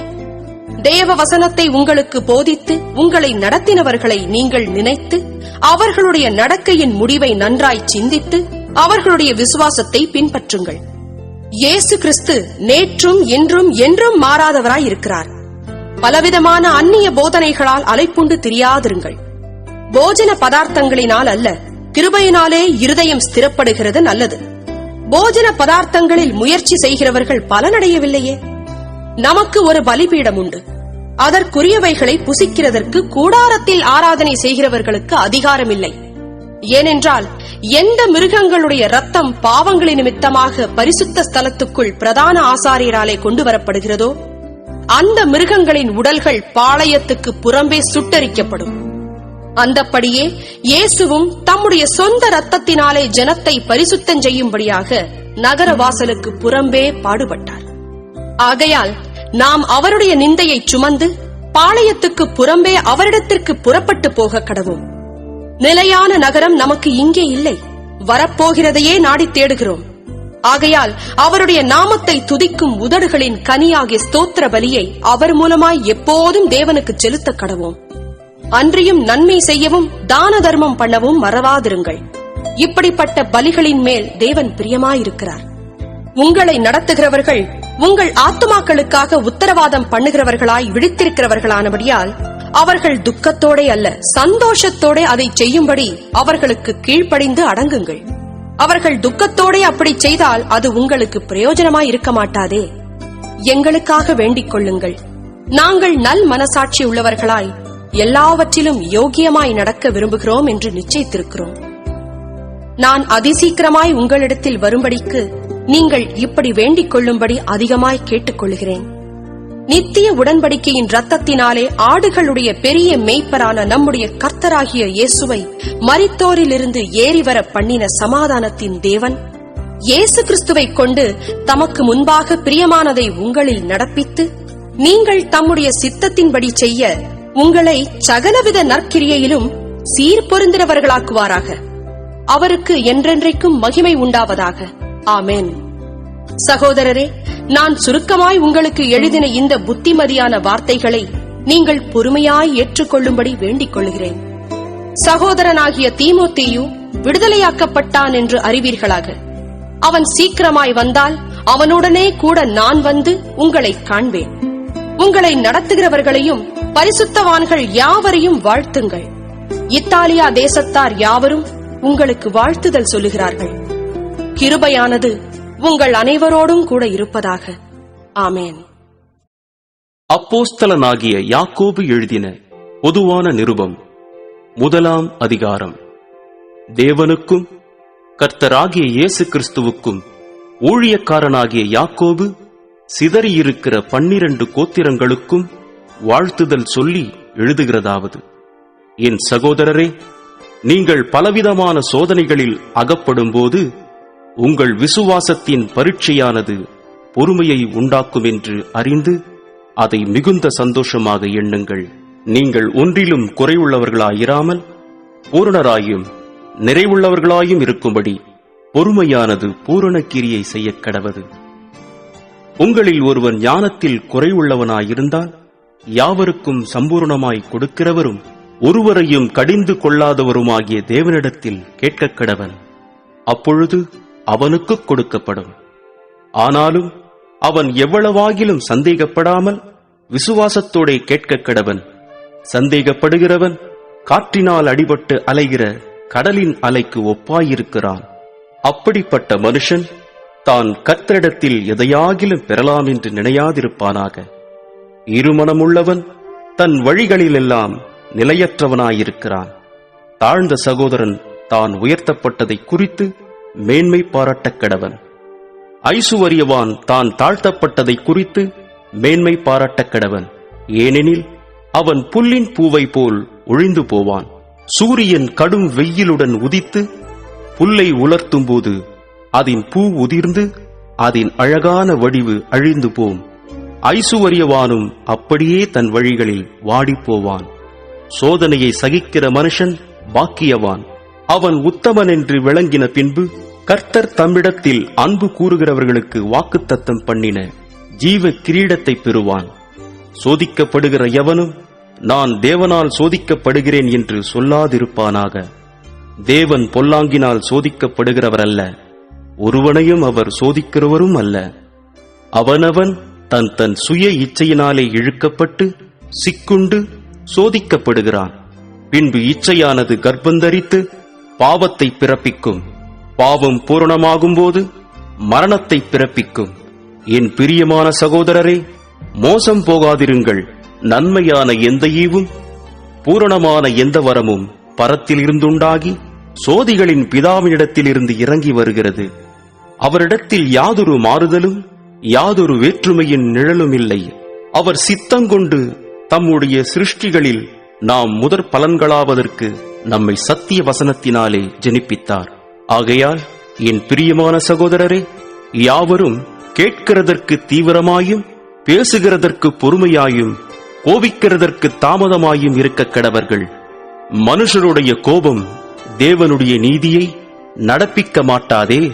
ஆகையால் நீங்கள் எல்லாவித அழுக்கையும் கொடிய துர்க்குணத்தையும் ஒழித்துவிட்டு உங்கள் உள்ளத்தில் நாட்டப்பட்டதாயும் உங்கள் ஆத்துமாக்களை ரட்சிக்க வல்லமையுள்ளதாயும் இருக்கிற வசனத்தை சாந்தமாய் ஏற்றுக்கொள்ளுங்கள். அல்லாமலும் நீங்கள் உங்களை வஞ்சியாதபடிக்கு திருவசனத்தை கேட்கிறவர்களாய் மாத்திரமல்ல, அதின்படி செய்கிறவர்களாயும் இருங்கள். எண்ணத்தினாலெனில் ஒருவன் திருவசனத்தை கேட்டும் அதின்படி செய்யாதவனானால் கண்ணாடியிலே தன் சுபாவ முகத்தை பார்க்கிற மனுஷனுக்கு ஒப்பாயிருப்பான். அவன் தன்னைத்தானே பார்த்து அவ்விடம் விட்டு போனவுடனே தன் சாயல் இன்னதென்பதை மறந்து விடுவான். சுயாதீன பிரமாணமாகிய பூரண பிரமாணத்தை உற்று பார்த்து அதிலே நிலைத்திருக்கிறவனே கேட்கிறதை மறக்கிறவனாயிராமல் அதற்கேற்ற கிரியை செய்கிறவனாயிருந்து தன் செய்கையில் பாக்கியவானாயிருப்பான். உங்களில் ஒருவன் தன் நாவை அடக்காமல் தன் இருதயத்தை வஞ்சித்து தன்னை தேவ பக்தியுள்ளவன் என்று எண்ணினால் அவனுடைய தேவபக்தி வீணாயிருக்கும். திக்கற்ற பிள்ளைகளும் விதவிகளும் படுகிற உபத்திரவத்திலே அவர்களை விசாரிக்கிறதும் உலகத்தால் கரைபடாதபடிக்கு தன்னை காத்துக் கொள்ளுகிறதுமே பிதாவாகிய தேவனுக்கு முன்பாக மாசில்லாத சுத்தமான பக்தியாயிருக்கிறது. 2ஆம் அதிகாரம். என் சகோதரரே, மகிமையுள்ள நம்முடைய கர்த்தராகிய இயேசு கிறிஸ்துவின் மேலுள்ள விசுவாசத்தை பட்சபாதத்தோടെ பற்றிக் கொள்ளாதிருப்பீர்களாக. ஏனெனில் பொன்மோதிரமும் மினுக்குள்ள வஸ்திரமும் தரித்திருக்கிற ஒரு மனுஷனும் கந்தையான வஸ்திரம் தரித்திருக்கிற ஒரு தரித்திரனும் உங்கள் ஆலயத்தில் வரும்போது மினுக்குள்ள வஸ்திரம் தரித்தவரை கண்ணோக்கி, நீர் இந்த நல்ல இடத்தில் உட்காரும் என்றும், தரித்திரனை பார்த்து நீ அங்கே நில்லு அல்லது இங்கே என் பாத படி அண்டையிலே உட்கார் என்றும் நீங்கள் சொன்னால், உங்களுக்குள்ளே பேதகம் பண்ணி தகாத சிந்தனைகளோட நிதானிக்கிறவர்களாயிருப்பீர்கள் அல்லவா? என் பிரியமான சகோதரரே, கேளுங்கள். தேவன் இவ்வுலகத்தின் தரித்திரரை விசுவாசத்தில் ஐஸ்வர்யவான்களாகவும் தம்மிடத்தில் அன்பு கூறுகிறவர்களுக்கு தாம் வாக்குத்தத்தம் பண்ணின ராஜ்யத்தை சுதந்திரிக்கிறவர்களாகவும் தெரிந்து கொள்ளவில்லையா? நீங்களோ தரித்திரரை கனவீனம் பண்ணுகிறீர்கள். ஐசுவரியவான்கள் அல்லவோ உங்களை ஒடுக்குகிறார்கள். அவர்களல்லவோ உங்களை நியாயாசனங்களுக்கு முன்பாக இழுக்கிறார்கள். உங்களுக்கு தரிக்கப்பட்ட நல்ல நாமத்தை அவர்களல்லவோ தூஷிக்கிறார்கள். உன்னிடத்தில் நீ அன்பு கூறுகிறது போல பிறனிடத்திலும் அன்பு கூறுவாயாக என்று வேதவாக்கியம் சொல்லுகிற ராஜரீக பிரமாணத்தை நீங்கள் நிறைவேற்றினால் நன்மை செய்வீர்கள். பட்சபாதம் உள்ளவர்களாயிருப்பீர்களானால் பாவஞ்செய்து மீறினவர்கள் என்று நியாயப் பிரமாணத்தால் தீர்க்கப்படுவீர்கள். எப்படியெனில், ஒருவன் நியாயப் பிரமாணம் முழுவதையும் கைக்கொண்டிருந்தும் ஒன்றிலே தவறினால் எல்லாவற்றிலும் குற்றவாளியாயிருப்பான்.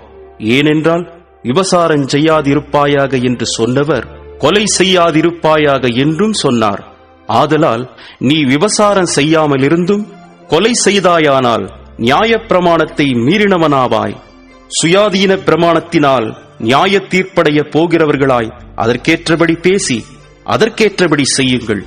ஏனென்றால், இரக்கஞ்செய்யாதவனுக்கு இரக்கமில்லாத நியாய தீர்ப்பு கிடைக்கும். நியாய தீர்ப்புக்கு முன்பாக இரக்கம் மேன்மை பாராட்டும்.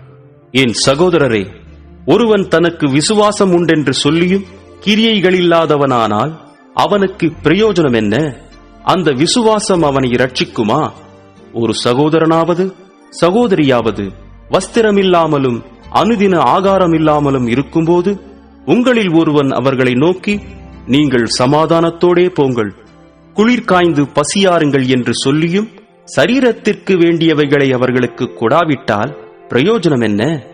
அப்படியே விசுவாசமும் கிரியைகளில்லாதிருந்தால் தன்னிலேதானே செத்ததாயிருக்கும். ஒருவன், உனக்கு விசுவாசம் உண்டு, எனக்கு கிரியைகளுண்டு, கிரியைகளில்லாமல் உன் விசுவாசத்தை எனக்கு காண்பி, நான் என் விசுவாசத்தை என் கிரியைகளினாலே உனக்கு காண்பிப்பேன் என்பானே. தேவன் ஒருவர் உண்டென்று விசுவாசிக்கிறாய், அப்படி செய்கிறது நல்லதுதான். பிசாசுகளும் விசுவாசித்து நடுங்குகின்றன. வீணான மனுஷனே, கிரியைகளில்லாத விசுவாசம் செத்ததென்று நீ அறிய வேண்டுமோ? நம்முடைய பிதாவாகிய ஆபிரகாம் தன் குமாரன் ஈசாக்கை பலிபீடத்தின் மேல் செலுத்தினபோது கிரியைகளினாலே அல்லவோ நீதிமானாக்கப்பட்டான். விசுவாசம் அவனுடைய கிரியைகளோடே கூட முயற்சி செய்து கிரியைகளினாலே விசுவாசம் பூரணப்பட்டதென்று காண்கிறாயே. அப்படியே ஆபிரகாம் தேவனை விசுவாசித்தான், அது அவனுக்கு நீதியாக எண்ணப்பட்டது என்கிற வேதவாக்கியம் நிறைவேறிற்று. அவன் தேவனுடைய சிநேகிதன் எண்ணப்பட்டான். ஆதலால் மனுஷன் விசுவாசத்தினாலே மாத்திரமல்ல, கிரியைகளினாலேயும் நீதிமானாக்கப்படுகிறான் என்று நீங்கள் காண்கிறீர்களே. அந்தப்படி ராகாப் என்னும் வேசியும் தூதர்களை ஏற்றுக்கொண்டு வேறு வழியாய் அனுப்பிவிட்டபோது கிரியைகளினாலே அல்லவோ நீதியுள்ளவளாக்கப்பட்டாள். அப்படியே ஆவியில்லாத சரீரம் செத்ததாயிருக்கிறது போல கிரியைகளில்லாத விசுவாசமும் செத்ததாயிருக்கிறது. 3ஆம் அதிகாரம். என் சகோதரரே, அதிக ஆக்கினையை அடைவோம் என்று அறிந்து உங்களில் அநேகர் போதகராகாதிருப்பீர்களாக. நாம் எல்லாரும் அநேக விஷயங்களில் தவறுகிறோம். ஒருவன் சொல் தவறாதவனானால் அவன் பூரண புருஷனும் தன் சரீரம் முழுவதையும் கடிவாளத்தினாலே அடக்கிக் கொள்ளக்கூடியவனுமாயிருக்கிறான். பாருங்கள், குதிரைகள் நமக்கு கீழ்ப்படியும்படிக்கு அவைகளின் வாய்களில் கடிவாளம் போட்டு அவைகளுடைய முழு சரீரத்தையும் திருப்பி நடத்துகிறோம். கப்பல்களையும் பாருங்கள், அவைகள் மகா பெரியவைகளாயிருந்தாலும் கடுங்காற்றுகளால் அடிபட்டாலும் அவைகளை நடத்துகிறவன் போகும்படி யோசிக்கும் இடம் எதுவோ அவ்விடத்திற்கு நேராக மிகவும் சிறிதான சுக்கானாலே திருப்பப்படும். அப்படியே நாவானதும் சிறிய அவயவமாயிருந்தும் பெருமையானவைகளை பேசும். பாருங்கள், சிறிய நெருப்பு எவ்வளவு பெரிய காட்டை கொளுத்தி விடுகிறது. நாவும் நெருப்புத்தான். அது அநீதி நிறைந்த உலகம். நம்முடைய அவயவங்களில் நாவானது முழு சரீரத்தையும் கரைபடுத்தி ஆயுள் சக்கரத்தை கொளுத்தி விடுகிறதாயும் நரக அக்கினியினால் கொளுத்தப்படுகிறதாயும் இருக்கிறது. சகலவிதமான மிருகங்கள், பறவைகள், ஊரும் பிராணிகள், நீர்வாழும் ஜந்துக்கள் ஆகிய இவைகளின் சுபாவம் மனுஷ சுபாவத்தால் அடக்கப்படும். அடக்கப்பட்டதும் உண்டு. நாவை அடக்க ஒரு மனுஷனானாலும் கூடாது. அது அடங்காத பொல்லாங்குள்ளதும் சாவுக்கேதுவான விஷம் நிறைந்ததுமாயிருக்கிறது. அதனாலே நாம் பிதாவாகிய தேவனை துதிக்கிறோம். தேவனுடைய சாயலின்படி உண்டாக்கப்பட்ட மனுஷரை அதனாலேயே சபிக்கிறோம். துதித்தலும் சபித்தலும் ஒரே வாயிலிருந்து புறப்படுகிறது. என் சகோதரரே, இப்படி இருக்கலாகாது. ஒரே ஊற்று கண்ணிலிருந்து தித்திப்பும் கசப்புமான தண்ணீர் சுரக்குமா? என் சகோதரரே, அத்திமரம் ஒலிவப் பழங்களையும் திராட்சை செடி அத்திப்பழங்களையும் கொடுக்குமா? அப்படியே உவர்ப்பான நீரூற்று தித்திப்பான ஜலத்தை கொடுக்க மாட்டாது. உங்களில் ஞானியும் விவேகியுமாயிருக்கிறவன் எவனோ அவன் ஞானத்திற்குரிய சாந்தத்தோடே தன் கிரியைகளை நல்ல நடக்கையினாலே காண்பிக்க கிடவன். உங்கள் இருதயத்திலே கசப்பான வைராக்கியத்தையும் விரோதத்தையும் வைத்தீர்களானால் நீங்கள் பெருமை பாராட்டாதிருங்கள். சத்தியத்திற்கு விரோதமாய் பொய் சொல்லாமலும் இருங்கள். இப்படிப்பட்ட ஞானம் பரத்திலிருந்து இறங்கி வருகிற ஞானமாயிராமல் லௌகிக சம்பந்தமானதும் ஜென்ம சுபாவத்துக்குரியதும் பேய்த்தனத்துக்கடுத்ததுமாயிருக்கிறது. வைராக்கியமும் விரோதமும் எங்கே உண்டோ அங்கே கலகமும் சகல துர்ச்செய்கைகளும் உண்டு. பரத்திலிருந்து வருகிற ஞானமோ முதலாவது சுத்தமுள்ளதாயும் பின்பு சமாதானமும் சாந்தமும் இணக்கமும் உள்ளதாயும் இரக்கத்தாலும் நற்கணிகளாலும் நிறைந்ததாயும் பட்சபாதம் இல்லாததாயும் மாயமற்றதாயும் இருக்கிறது. நீதியாகிய கனியானது சமாதானத்தை நடப்பிக்கிறவர்களாலே சமாதானத்திலே விதைக்கப்படுகிறது. 4ஆம் அதிகாரம். உங்களுக்குள்ளே யுத்தங்களும் சண்டைகளும் எதினாலே வருகிறது? உங்கள் அவயவங்களில் போர் செய்கிற இச்சைகளினால் அல்லவா? நீங்கள் இச்சித்தும் உங்களுக்கு கிடைக்கவில்லை. நீங்கள் கொலை செய்தும் பொறாமையுள்ளவர்களாயிருந்தும் அடையக்கூடாமற் போகிறீர்கள். நீங்கள் சண்டையும் யுத்தமும் பண்ணியும் நீங்கள் விண்ணப்பம் பண்ணாமல் இருக்கிறதினாலே உங்களுக்கு சித்திக்கிறதில்லை.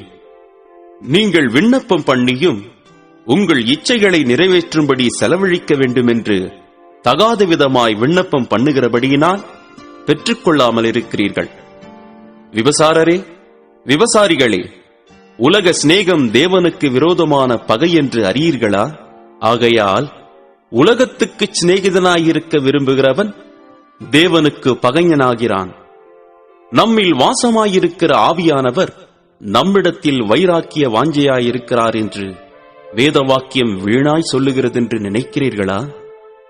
அவர் அதிகமான கிருபையை அளிக்கிறாரே. ஆதலால் தேவன் பெருமையுள்ளவர்களுக்கு எதிர்த்து நிற்கிறார், தாழ்மையுள்ளவர்களுக்கோ கிருபை அளிக்கிறார் என்று சொல்லியிருக்கிறது. ஆகையால் தேவனுக்கு கீழ்ப்படிந்திருங்கள், பிசாசுக்கு எதிர்த்து நில்லுங்கள், அப்பொழுது அவன் உங்களை விட்டு ஓடிப்போவான். தேவனிடத்தில் சேருங்கள், அப்பொழுது அவர் உங்களிடத்தில் சேருவார். பாவிகளே, உங்கள் கைகளை சுத்திகரியுங்கள்.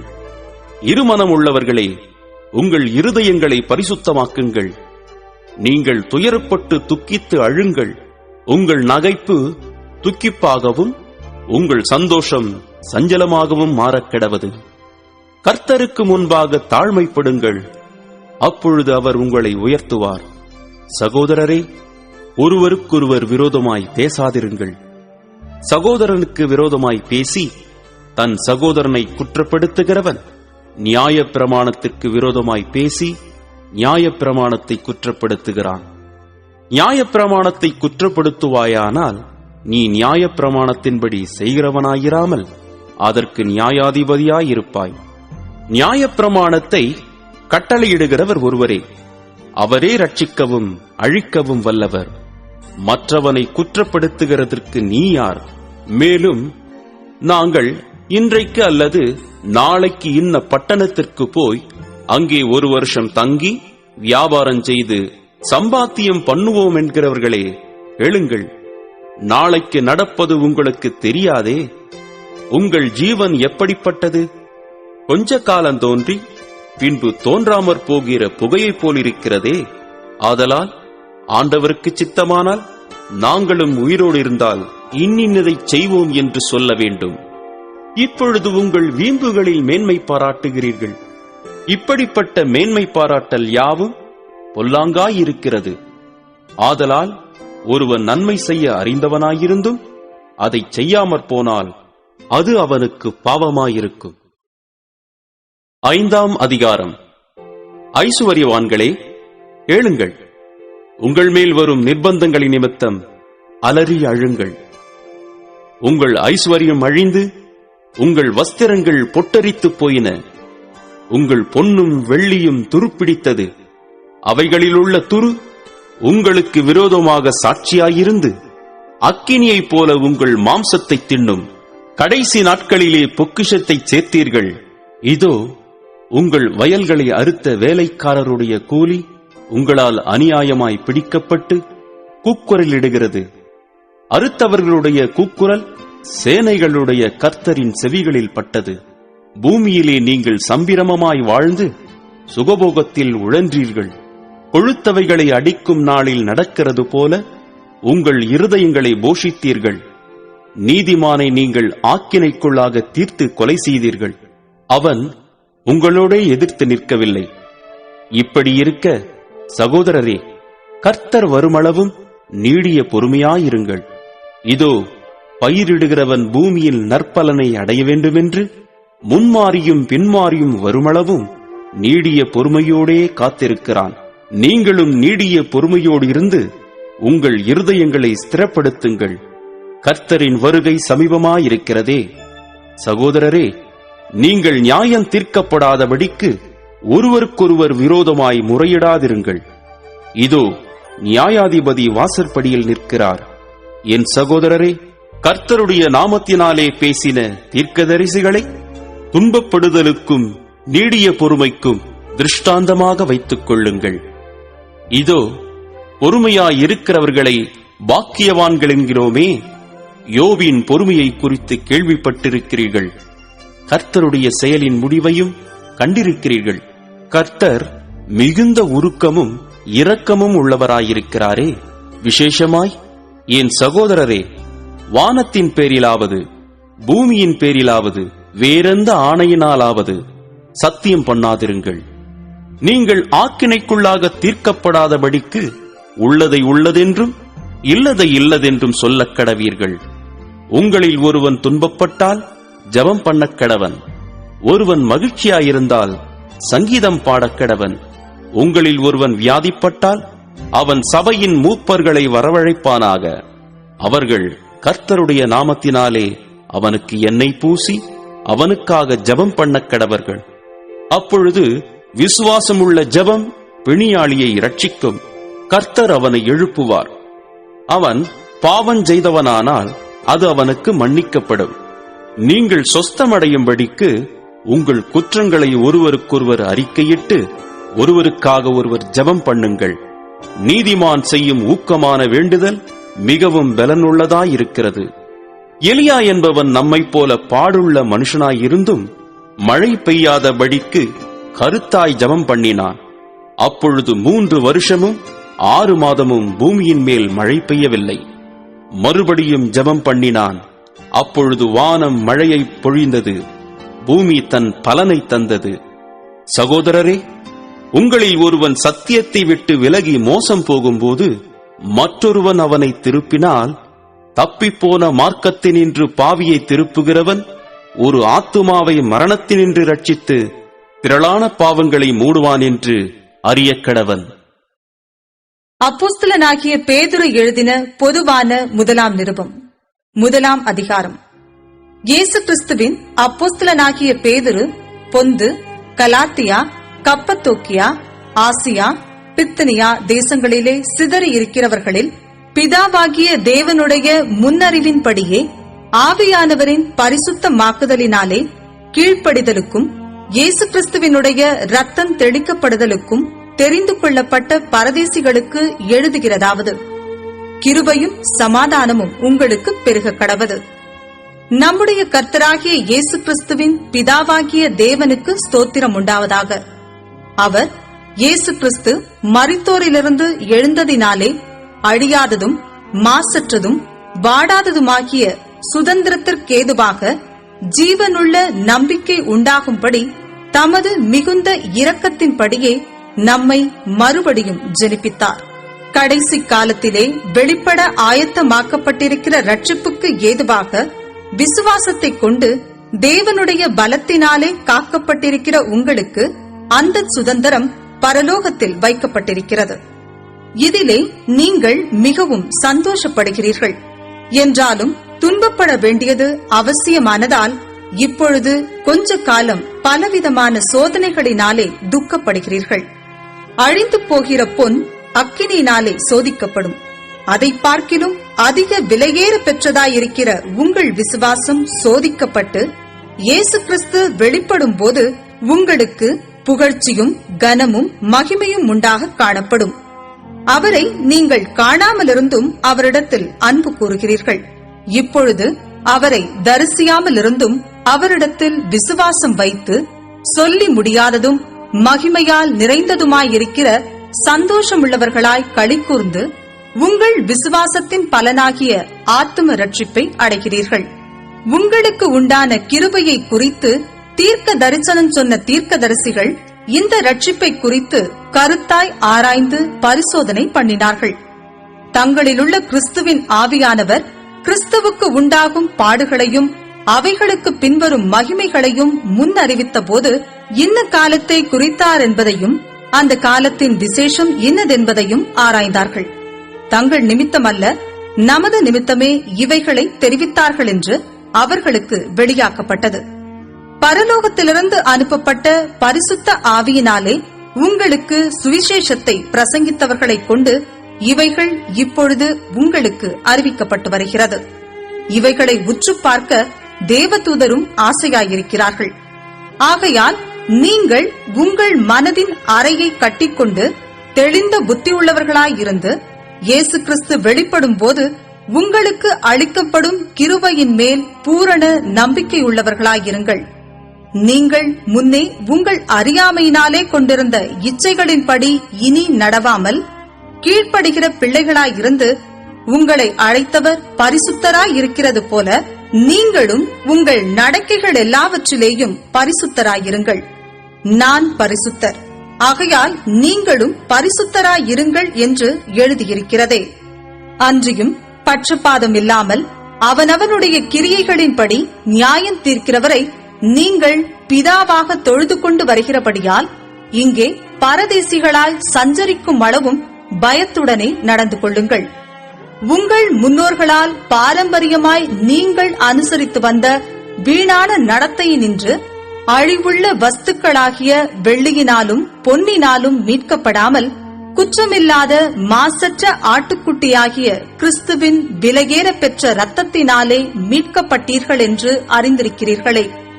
அவர் உலகத் தோற்றத்திற்கு முன்னே குறிக்கப்பட்டவராயிருந்து தமது மூலமாய் தேவன் மேல் விசுவாசமாயிருக்கிற உங்களுக்காக இந்த கடைசி காலங்களில் வெளிப்பட்டார்.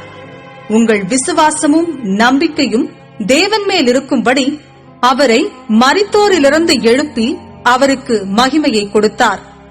ஆகையால் நீங்கள் மாயமற்ற சகோதர சிநேகமுள்ளவர்களாகும்படி ஆவியினாலே சத்தியத்திற்கு கீழ்ப்படிந்து உங்கள் ஆத்துமாக்களை சுத்தமாக்கிக் கொண்டவர்களாயிருக்கிறபடியால் சுத்த இருதயத்தோடே ஒருவரிலொருவர் ஊக்கமாய் அன்பு கூறுங்கள்.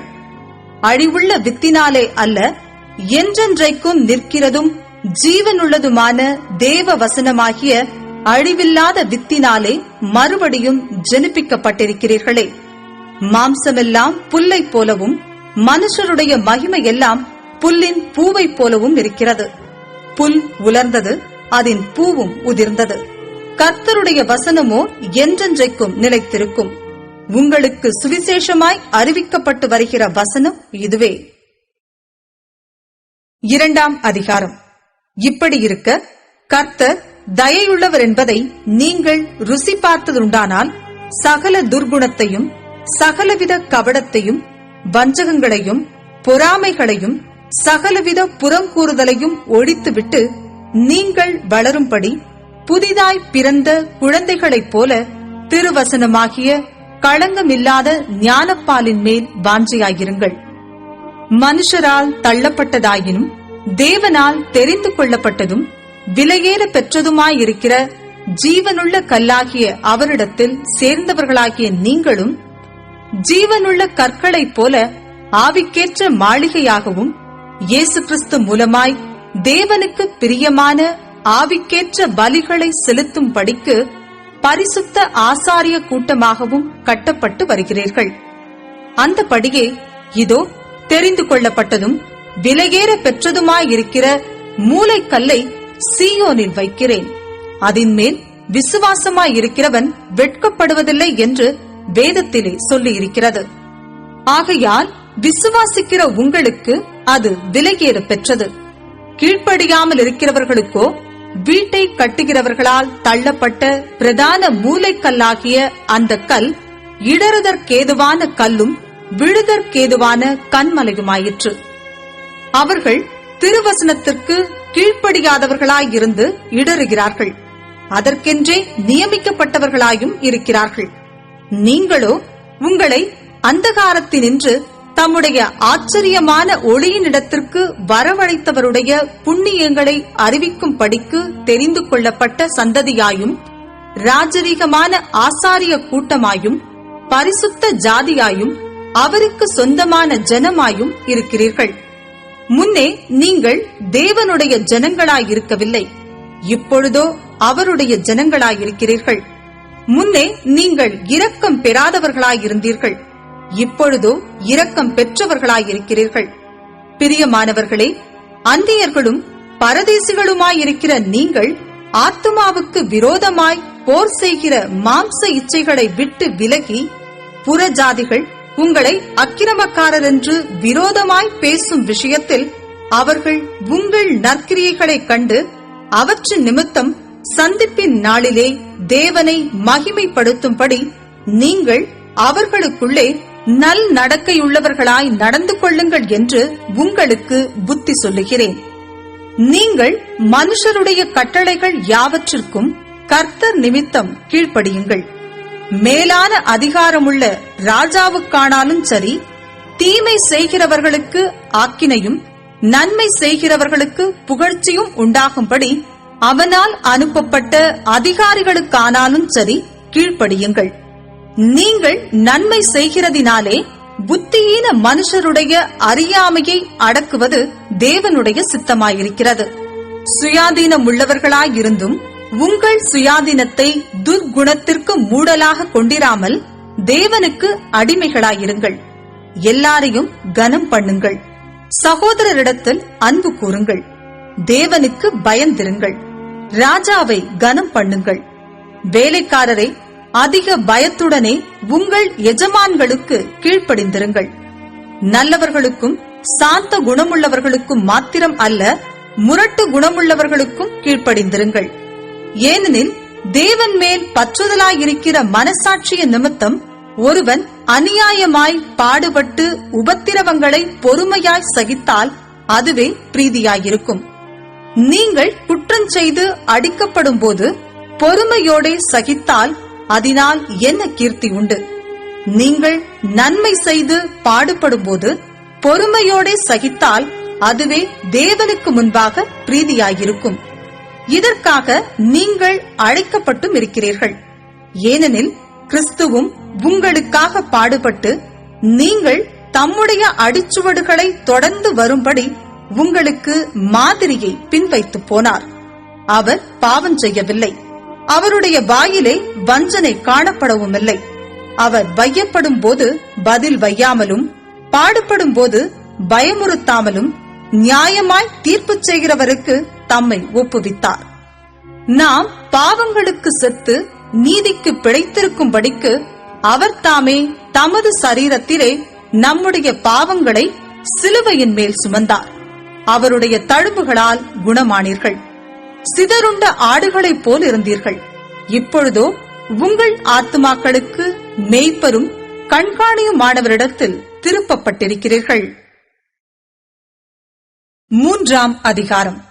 அந்தப்படி மனைவிகளே, உங்கள் சொந்த புருஷர்களுக்கு கீழ்ப்படிந்திருங்கள். அப்பொழுது அவர்களில் யாராவது திருவசனத்திற்கு கீழ்ப்படியாதவர்களாயிருந்தால் பயபக்தியோடு கூடிய உங்கள் கற்புள்ள நடக்கையை அவர்கள் பார்த்து போதனையின்றி மனைவிகளின் நடக்கையினாலேயே ஆதாயப்படுத்திக் கொள்ளப்படுவார்கள். மயிரை பின்னி பொன் ஆபரணங்களை அணிந்து உயர்ந்த வஸ்திரங்களை உடுத்திக் கொள்ளுதலாகிய புறம்பான அலங்கரிப்பு உங்களுக்கு அலங்காரமாயிராமல் அழியாத அலங்கரிப்பாயிருக்கிற சாந்தமும் அமைதலும் உள்ள ஆவியாகிய இருதயத்தில் மறைந்திருக்கிற குணமே உங்களுக்கு அலங்காரமாயிருக்க கடவது. அதுவே தேவனுடைய பார்வையில் விலையேற பெற்றது. இப்படியே பூர்வத்தில் தேவனிடத்தில் நம்பிக்கையாயிருந்த பரிசுத்த ஸ்திரீகளும் தங்களுடைய புருஷர்களுக்கு கீழ்ப்படிந்து தங்களை அலங்கரித்தார்கள். அந்தபடியே சாராள் ஆபிரகாமை ஆண்டவன் என்று சொல்லி அவனுக்கு கீழ்ப்படிந்திருந்தாள். நீங்கள் நன்மை செய்து ஒரு ஆபத்துக்கும் பயப்படாதிருந்தீர்களானால் அவளுக்கு பிள்ளைகளாயிருப்பீர்கள். அந்தபடி புருஷர்களே, மனைவியானவள் பலவீன பாண்டமாயிருக்கிறபடியினால் உங்கள் ஜெபங்களுக்கு தடை வராதபடிக்கு நீங்கள் விவேகத்தோடு அவர்களுடனே வாழ்ந்து உங்களுடனே கூட அவர்களும் நித்திய ஜீவனாகிய கிருபையை சுதந்தரித்துக் கொள்ளுகிறவர்களானபடியினால் அவர்களுக்கு செய்ய வேண்டிய கனத்தை செய்யுங்கள். மேலும் நீங்கள் எல்லாரும் ஒருமனப்பட்டவர்களும் இரக்கமுள்ளவர்களும் சகோதர சிநேகமுள்ளவர்களும் மன உருக்கமுள்ளவர்களும் இணக்கமுள்ளவர்களுமாயிருந்து தீமைக்கு தீமையையும் உதாசனத்துக்கு உதாசனத்தையும் சரிக்கட்டாமல் அதற்கு பதிலாக நீங்கள் ஆசீர்வாதத்தை சுதந்தரித்துக் கொள்ளும்படி அழைக்கப்பட்டிருக்கிறவர்கள் என்று அறிந்து ஆசீர்வதியுங்கள். ஜீவனை விரும்பி நல்ல நாட்களை காண வேண்டும் என்றிருக்கிறவன் பொல்லாப்புக்கு தன் நாவையும் கபடத்துக்கு தன் உதடுகளையும் விலக்கிக் காத்து பொல்லாப்பை விட்டு நீங்கி நன்மை செய்து சமாதானத்தை தேடி அதை பின்தொடர கடவன். கர்த்தருடைய கண்கள் நீதிமான்கள் மேல் நோக்கமாயிருக்கிறது. அவருடைய செவிகள் அவர்கள் வேண்டுதலுக்கு கவனமாயிருக்கிறது. தீமை செய்கிறவர்களுக்கோ கர்த்தருடைய முகம் விரோதமாயிருக்கிறது. நீங்கள் நன்மையை பின்பற்றுகிறவர்களானால் உங்களுக்கு தீமை செய்கிறவன் யார்? நீதியின் நிமித்தமாக நீங்கள் பாடுபட்டால் பாக்கியவான்களாயிருப்பீர்கள். அவர்களுடைய பயமுறுத்தலுக்கு நீங்கள் பயப்படாமலும் கலங்காமலும் இருந்து கர்த்தராகிய தேவனை உங்கள் இருதயங்களில் பரிசுத்தம் பண்ணுங்கள். உங்களில் இருக்கிற நம்பிக்கையை குறித்து உங்களிடத்தில் விசாரித்து கேட்கிற யாவருக்கும் சாந்தத்தோடும் வணக்கத்தோடும் உத்தரவு சொல்ல எப்பொழுதும் ஆயத்தமாயிருங்கள். கிறிஸ்துவுக்கேற்ற உங்கள் நல்ல நடக்கையை தூஷிக்கிறவர்கள் உங்களை அக்கிரமக்காரர் என்று உங்களுக்கு விரோதமாய் சொல்லுகிற விஷயத்தில் வெட்கப்படும்படிக்கு நல் மனசாட்சி உடையவர்களாயிருங்கள். தீமை செய்து பாட அனுபவிப்பதிலும் தேவனுக்கு சித்தமானால் நன்மை செய்து பாட அனுபவிப்பதே மேன்மையாயிருக்கும்.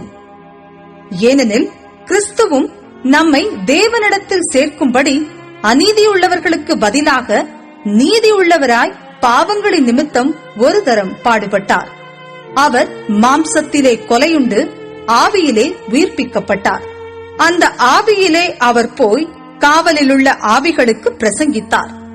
அந்த ஆவிகள் பூர்வத்திலே நோவா பேழையை ஆயத்தம் பண்ணும் நாட்களிலே தேவன் நீடிய பொறுமையோடே காத்திருந்த போது கீழ்ப்படியாமற் போனவைகள். அந்த பேழையிலே சிலராகிய 8 பேர் மாத்திரம் பிரவேசித்து ஜலத்தினாலே காக்கப்பட்டார்கள். அதற்கு ஒப்பனையான ஞானஸ்நானமானது மாம்ச அழுக்கை நீக்குதலாயிராமல் தேவனை பற்றும் நல் மனசாட்சியின் உடன்படிக்கையாயிருந்து இப்பொழுது நம்மையும் இயேசு கிறிஸ்துவினுடைய உயிர்த்தெழுதலினால் ரட்சிக்கிறது. அவர் பரலோகத்திற்கு போய் தேவனுடைய வலது பாரிசத்தில் இருக்கிறார். தேவதூதர்களும் அதிகாரங்களும் வல்லமைகளும் அவருக்கு கீழ்ப்பட்டிருக்கிறது. 4ஆம் அதிகாரம். இப்படி இருக்க கிறிஸ்து நமக்காக மாம்சத்திலே பாடுபட்டபடியால் நீங்களும் அப்படிப்பட்ட சிந்தையை ஆயுதமாக தரித்துக் கொள்ளுங்கள். ஏனென்றால் மாம்சத்தில் பாடுபடுகிறவன் இனி மாம்சத்தில் இருக்கும் காலம் வரைக்கும் மனுஷருடைய இச்சைகளின்படி பிழைக்காமல் தேவனுடைய சித்தத்தின்படியே பிழைக்கத்தக்கதாக பாவங்களை விட்டோய்ந்திருப்பான். சென்ற வாழ்நாட்காலத்திலே நாம் புற ஜாதிகளுடைய இஷ்டத்தின்படி நடந்து கொண்டது போதும். அப்பொழுது நாம் காம விகாரத்தையும் துர் இச்சைகளையும் நடப்பித்து மதுபானம் பண்ணி களியாட்டு செய்து வெறி கொண்டு அருவருப்பான விக்கிரகாராதனையை செய்து வந்தோம். அந்த துன்மார்க்க உலகிலே அவர்களோட கூட நீங்கள் விழாமல் இருக்கிறதினாலே அவர்கள் ஆச்சரியப்பட்டு உங்களை தூஷிக்கிறார்கள். உயிரோடு இருக்கிறவர்களுக்கும் மரித்தோர்களுக்கும் நியாய தீர்ப்பு கொடுக்க ஆயத்தமாய் இருக்கிறவருக்கு அவர்கள் கணக்கொப்புவிப்பார்கள். இதற்காக மரித்தோரானவர்கள் மனுஷர் முன்பாக மாம்சத்திலே ஆக்கினைக்குள்ளாக்கப்பட்டிருந்தும் தேவன் முன்பாக ஆவியிலே பிழைக்கும்படியாக அவர்களுக்கும் சுவிசேஷம் அறிவிக்கப்பட்டது. எல்லாவற்றிற்கும் முடிவு சமீபமாயிற்று. ஆகையால் தெளிந்த புத்தியுள்ளவர்களாயிருந்து ஜெபம் பண்ணுவதற்கு ஜாக்கிரதை உள்ளவர்களாயிருங்கள். எல்லாவற்றிற்கும் மேலாக ஒருவரிலொருவர் ஊக்கமான அன்புள்ளவர்களாயிருங்கள். அன்பு திரளான பாவங்களை மூடும். முறுமுறுப்பில்லாமல் ஒருவரையொருவர் உபசரியுங்கள். அவனவன் பெற்ற வரத்தின்படியே நீங்கள் தேவனுடைய பற்பல கிருபையுள்ள ஈவுகளை பகிர்ந்து கொடுக்கும் நல்ல உக்கிரானக்காரர் போல ஒருவருக்கொருவர் உதவி செய்யுங்கள். ஒருவன் போதித்தால் தேவனுடைய வாக்கியங்களின்படி போதிக்க கடவன். ஒருவன் உதவி செய்தால் தேவன் தந்தருளும் பெலத்தின்படி செய்ய கடவன். எல்லாவற்றிலேயும் இயேசு கிறிஸ்து மூலமாய் தேவன் மகிமைப்படும்படியே செய்வீர்களாக. அவருக்கே மகிமையும் வல்லமையும் சதா காலங்களிலும் உண்டாயிருப்பதாக. ஆமன். பிரியமானவர்களே, உங்களை சோதிக்கும்படி உங்கள் நடுவில் பற்றி எரிகிற அக்கினியை குறித்து ஏதோ புதுமை என்று திகையாமல் கிறிஸ்துவின் மகிமை வெளிப்படும் போது நீங்கள் களி கூர்ந்து மகிழும்படியாக அவருடைய பாடுகளுக்கு நீங்கள் பங்காளிகளானதால் சந்தோஷப்படுங்கள். நீங்கள் கிறிஸ்துவின் நாமத்தின் நிமித்தம் நிந்திக்கப்பட்டால் பாக்கியவான்கள். ஏனென்றால் தேவனுடைய ஆவியாகிய மகிமையுள்ள ஆவியானவர் உங்கள் மேல் தங்கியிருக்கிறார். அவர்களாலே தூஷிக்கப்படுகிறார், உங்களாலே மகிமைப்படுகிறார். ஆதலால் உங்களில் ஒருவனும் கொலை பாதகனாயாவது, திருடனாயாவது, பொல்லாங்கு செய்தவனாயாவது, அந்நிய காரியங்களில் தலையிட்டுக் கொண்டவனாயாவது பாடுபடுகிறவனாய் இருக்கக்கூடாது. ஒருவன் கிறிஸ்தவனாயிருப்பதினால் பாடுபட்டால் வெட்கப்படாமல் இருந்து அதிநிமித்தம் தேவனை மகிமைப்படுத்த கடவன். நியாய தீர்ப்பு தேவனுடைய வீட்டிலே துவக்கும் காலமாயிருக்கிறது. முந்தி நம்மிடத்திலே அது துவக்கினால் தேவனுடைய சுவிசேஷத்திற்கு கீழ்ப்படியாதவர்களின் முடிவு என்னமாயிருக்கும்? நீதிமானே ரட்சிக்கப்படுவது அரிதானால் பக்தி இல்லாதவனும் பாவியும் எங்கே நிற்பான்? ஆகையால் தேவனுடைய சித்தத்தின்படி பாட அனுபவிக்கிறவர்கள் நன்மை செய்கிறவர்களாய் தங்கள் ஆத்துமாக்களை உண்மையுள்ள சிருஷ்டிகர்த்தாவாகிய அவருக்கு ஒப்புக் கொடுக்க கடவர்கள். 5ஆம் அதிகாரம். உங்களிலுள்ள மூப்பருக்கு உடன் மூப்பனும் கிறிஸ்துவின் பாடுகளுக்கு சாட்சியும் இனி வெளிப்படும் மகிமைக்கு பங்காளியுமாயிருக்கிற நான் புத்தி சொல்லுகிறதென்னவென்றால், உங்களிடத்திலுள்ள தேவனுடைய மந்தையை நீங்கள் மேய்த்து கட்டாயமாய் அல்ல, மனப்பூர்வமாயும் அவலட்சணமான ஆதாயத்திற்காக அல்ல, உற்சாக மனதோடும் சுதந்திரத்தை இருமாப்பாய் ஆளுகிறவர்களாக அல்ல, மந்தைக்கு மாதிரிகளாகவும் கண்காணிப்பு செய்யுங்கள். அப்படி செய்தால் பிரதான மேய்ப்பர் வெளிப்படும் போது மகிமையுள்ள வாடாத கிரீடத்தை பெறுவீர்கள். அந்தபடி இளைஞரே, மூப்பருக்கு கீழ்ப்படியுங்கள். நீங்கள் எல்லாரும் ஒருவருக்கொருவர் கீழ்ப்படிந்து மனத்தாழ்மையை அணிந்து கொள்ளுங்கள். பெருமையுள்ளவர்களுக்கு தேவன் எதிர்த்து நிற்கிறார், தாழ்மையுள்ளவர்களுக்கோ கிருபை அளிக்கிறார். ஆகையால் ஏற்ற காலத்திலே தேவன் உங்களை உயர்த்தும் படிக்கு அவருடைய பலத்த கைக்குள் அடங்கியிருங்கள். அவர் உங்களை விசாரிக்கிறவரானபடியால் உங்கள் கவலைகளை எல்லாம் அவர் மேல் வைத்து விடுங்கள். தெளிந்த புத்தி உள்ளவர்களாயிருங்கள், விழித்திருங்கள். ஏனெனில் உங்கள் எதிராளியாகிய பிசாசானவன் கர்ஜிக்கிற சிங்கம் போல் எவனை விழுங்கலாமோ என்று வகை தேடி சுற்றித் திரிகிறான். விசுவாசத்தில் உறுதியாயிருந்து அவனுக்கு எதிர்த்து நில்லுங்கள். உலகத்திலுள்ள உங்கள் சகோதரரிடத்திலே அப்படிப்பட்ட பாடுகள் நிறைவேறி வருகிறதென்று அறிந்திருக்கிறீர்களே. கிறிஸ்து இயேசுவுக்குள் நம்மை தமது நித்திய மகிமைக்கு அழைத்தவராயிருக்கிற சகல கிருபையும் பொருந்திய தேவன் தாமே கொஞ்ச காலம் பாட அனுபவிக்கிற உங்களை சீர்படுத்தி, ஸ்திரப்படுத்தி, பலப்படுத்தி நிலைநிறுத்துவாராக. அவருக்கு மகிமையும் வல்லமையும் சதா காலங்களிலும் உண்டாயிருப்பதாக. ஆமென். உங்களுக்கு புத்தி சொல்லும்படிக்கும் நீங்கள் நிலை கொண்டு நிற்கிற கிருபை தேவனுடைய மெய்யான கிருபைதான் என்று சாட்சியிடும்படிக்கும் நான் சுருக்கமாய் உங்களுக்கு எழுதி எனக்கு தோன்றுகிறபடி உண்மையுள்ள சகோதரனாகிய சில்வானுவின் கையிலே கொடுத்து அனுப்பியிருக்கிறேன்.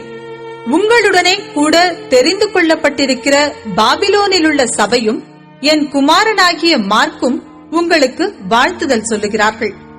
ஒருவரையொருவர் அன்பின் முத்தத்தோட வாழ்த்துதல் செய்யுங்கள். கிறிஸ்து இயேசுவுக்குள்ளான உங்கள் அனைவருக்கும் சமாதானம் உண்டாவதாக. ஆமென். அப்போஸ்தலனாகிய பேதுரு எழுதின பொதுவான 2ஆம் நிருபம். 1ஆம் அதிகாரம். நம்முடைய தேவனும் இரட்சகருமாயிருக்கிற இயேசு கிறிஸ்துவினுடைய நீதியால் எங்களைப் போல அருமையான விசுவாசத்தை பெற்றவர்களுக்கு இயேசு கிறிஸ்துவின் ஊழியக்காரனும் அப்போஸ்தலனுமாகிய சீமோன் பேதுரு எழுதுகிறதாவது, தேவனையும் நம்முடைய கர்த்தராகிய இயேசுவையும் அறிகிற அறிவினால் உங்களுக்கு கிருபையும் சமாதானமும் பெருக கடவது. தம்முடைய மகிமையினாலும் காருண்யத்தினாலும் நம்மை அழைத்தவரை அறிகிற அறிவினாலே ஜீவனுக்கும் தேவ பக்திக்கும் வேண்டிய யாவற்றையும் அவருடைய திவ்ய வல்லமையானது நமக்கு தந்தருளினதுமன்றி, இச்சையினால் உலகத்தில் உண்டான கேட்டுக்கு தப்பி திவ்ய சுபாவத்துக்கு பங்குள்ளவர்களாகும் பொருட்டு மகா மேன்மையும் அருமையுமான வாக்குத்தத்தங்களும் அவைகளினாலே நமக்கு அளிக்கப்பட்டிருக்கிறது. இப்படி இருக்க நீங்கள் அதிக ஜாக்கிரதையுள்ளவர்களாய் உங்கள் விசுவாசத்தோடே தைரியத்தையும், தைரியத்தோடே ஞானத்தையும், ஞானத்தோடே இச்சை அடக்கத்தையும், இச்சை அடக்கத்தோடே பொறுமையையும், பொறுமையோடே தேவ பக்தியையும், தேவ பக்தியோடே சகோதர சிநேகத்தையும், சகோதர சிநேகத்தோடே அன்பையும் கூட்டி வழங்குங்கள். இவைகள் உங்களுக்கு உண்டாயிருந்து பெருகினால் உங்களை நம்முடைய கர்த்தராகிய இயேசு கிறிஸ்துவை அறிகிற அறிவிலே வீணரும் கனியற்றவர்களுமாயிருக்க ஒட்டாது. இவைகள் இல்லாதவன் எவனோ அவன் முன் செய்த பாவங்களற தான் சுத்திகரிக்கப்பட்டதை மறந்து கண் சொருகி போன குருடனாயிருக்கிறான். ஆகையால் சகோதரரே, உங்கள் அழைப்பையும் தெரிந்து கொள்ளுதலையும் உறுதியாக்கும்படி ஜாக்கிரதையாயிருங்கள். இவைகளைச் செய்தால் நீங்கள் ஒரு காலும் இடறி விடுவதில்லை. இவ்விதமாய் நம்முடைய கர்த்தரும் இரட்சகருமாகிய இயேசு கிறிஸ்துவினுடைய நித்திய ராஜ்யத்துக்குட்படும் பிரவேசம் உங்களுக்கு பரிபூரணமாய் அளிக்கப்படும். இது நிமித்தம் இவைகளை நீங்கள் அறிந்தும், நீங்கள் இப்பொழுது அறிந்திருக்கிற சத்தியத்தில் உறுதிப்பட்டிருந்தும் உங்களுக்கு இவைகளை எப்பொழுதும் நினைப்பூட்ட நான் அசதியாகிறேன். நம்முடைய கர்த்தராகிய இயேசு கிறிஸ்து எனக்கு அறிவித்தபடி நான் என் கூடாரத்தை விட்டு போவது சீக்கிரத்தில் நேரிடும் என்று அறிந்து இந்த கூடாரத்தில் நான் இருக்கும் அளவும் உங்களை நினைப்பூட்டி எழுப்பி விடுவது நியாயம் என்று எண்ணுகிறேன். மேலும் நான் சென்று போன பின்பு இவைகளை நீங்கள் எப்பொழுதும் நினைத்துக் கொள்ள ஏது உண்டாயிருக்கும்படி பிரயத்தனம் பண்ணுவேன். நாங்கள் தந்திரமான கட்டுக்கதைகளை பின்பற்றினவர்களாக அல்ல, அவருடைய மகத்துவத்தை கண்ணார கண்டவர்களாகவே நம்முடைய கர்த்தராகிய இயேசு கிறிஸ்துவின் வல்லமையையும் வருகையையும் உங்களுக்கு அறிவித்தோம். இவர் என்னுடைய நேசகுமாரன், இவரிடத்தில் பிரியமாயிருக்கிறேன் என்று சொல்லுகிற சத்தம் உன்னதமான மகிமையிலிருந்து அவருக்கு உண்டாகி, பிதாவாகிய தேவனால் அவர் கனத்தையும் மகிமையையும் பெற்றபோது அவரோடே கூட நாங்கள் பரிசுத்த பர்வதத்தில் இருக்கையில் வானத்திலிருந்து பிறந்த அந்த சத்தத்தை கேட்டோம். அதிக உறுதியான தீர்க்க தரிசன வசனமும் நமக்கு உண்டு. பொழுது விடிந்து விடிவெள்ளி உங்கள் இருதயங்களில் உதிக்கும் அளவும் இருளுள்ள ஸ்தலத்தில் பிரகாசிக்கிற விளக்கை போன்ற அவ்வசனத்தை கவனித்திருப்பது நலமாயிருக்கும். வேதத்திலுள்ள எந்த தீர்க்க தரிசனமும் சுய தோற்றமான பொருளை உடையதாயிராதென்று நீங்கள் முந்தி அறிய வேண்டியது. தீர்க்க தரிசனமானது ஒரு காலத்திலும் மனுஷருடைய சித்தத்தினாலே உண்டாகவில்லை. தேவனுடைய பரிசுத்த மனுஷர்கள் பரிசுத்த ஆவியினாலே ஏவப்பட்டு பேசினார்கள். 2ஆம் அதிகாரம். கள்ள தீர்க்கதரிசிகளும் ஜனங்களுக்குள்ளே இருந்தார்கள்.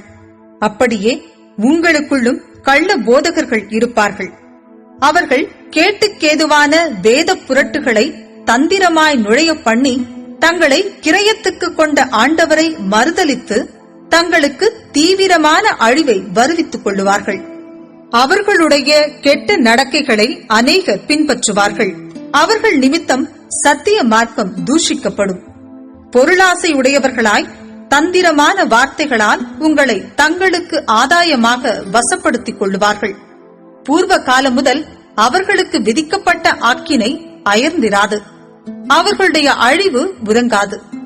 பாவம் செய்த தூதர்களை தேவன் தப்ப விடாமல் அந்தகார சங்கிலிகளினாலே கட்டி நரகத்திலே தள்ளி நியாய தீர்ப்புக்கு வைக்கப்பட்டவர்களாக ஒப்புக்கொடுத்து பூர்வ உலகத்தையும் தப்ப விடாமல் நீதியை பிரசங்கித்தவனாகிய நோவா முதலான 8 பேரை காப்பாற்றி அவபக்தி உள்ளவர்கள் நிறைந்த உலகத்தின் மேல் ஜல பிரளயத்தை வரப்பண்ணி சோதோம் கொமோரா என்னும் பட்டணங்களையும் சாம்பலாக்கி கவிழ்த்து போட்டு ஆக்கினைக்குள்ளாக தீர்த்து பிற்காலத்திலே அவபக்தியாய் நடப்பவர்களுக்கு அவைகளை திருஷ்டாந்தமாக வைத்து அக்கிரமக்காரருக்குள் வாசமாயிருக்கையில் அவர்களுடைய காம விகார நடக்கையால் வருத்தப்பட்டு நாள்தோறும் அவர்களுடைய அக்கிரம கிரியைகளை கண்டு கேட்டு நீதியுள்ள தன்னுடைய இருதயத்தில் பாதிக்கப்பட்ட நீதிமானாகிய லோத்தை அவர் ரட்சித்திருக்க, கர்த்தர் தேவ பக்தியுள்ளவர்களை சோதனையினின்று ரட்சிக்கவும் அக்கிரமக்காரரை ஆக்கினைக்குள்ளானவர்களாக நியாயத்தீர்ப்பு நாளுக்கு வைக்கவும் அறிந்திருக்கிறார். விசேஷமாக அசுத்த இச்சையோடே மாம்சத்திற்கேற்றபடி நடந்து கர்த்தத்துவத்தை அசட்டை பண்ணுகிறவர்களை அப்படி செய்வார். இவர்கள் துணிகரக்காரர், அகங்காரிகள், மகத்துவங்களை தூஷிக்க அஞ்சாதவர்கள், அதிக பலனையும் வல்லமையையும் உடைய தேவதூதர்கள் முதலாய் கர்த்தருக்கு முன்பாக அவர்களை தூஷணமாய் குற்றப்படுத்த மாட்டார்களே. இவர்களோ பிடிபட்டழிக்கப்படுவதற்கு உண்டான புத்தியற்ற மிருக ஜீவன்களைப் போல தங்களுக்கு தெரியாதவைகளை தூஷித்து தங்கள் கேட்டிலே கெட்டழிந்து அநீதத்தின் பலனை அடைவார்கள். இவர்கள் ஒரு நாள் வாழ்வை இன்பமென்றெண்ணி கரைகளும் லட்சிகளுமாயிருந்து உங்களோடே விருந்துண்கையில் தங்கள் வஞ்சனைகளில் உல்லாசமாய் வாழ்கிறவர்கள்.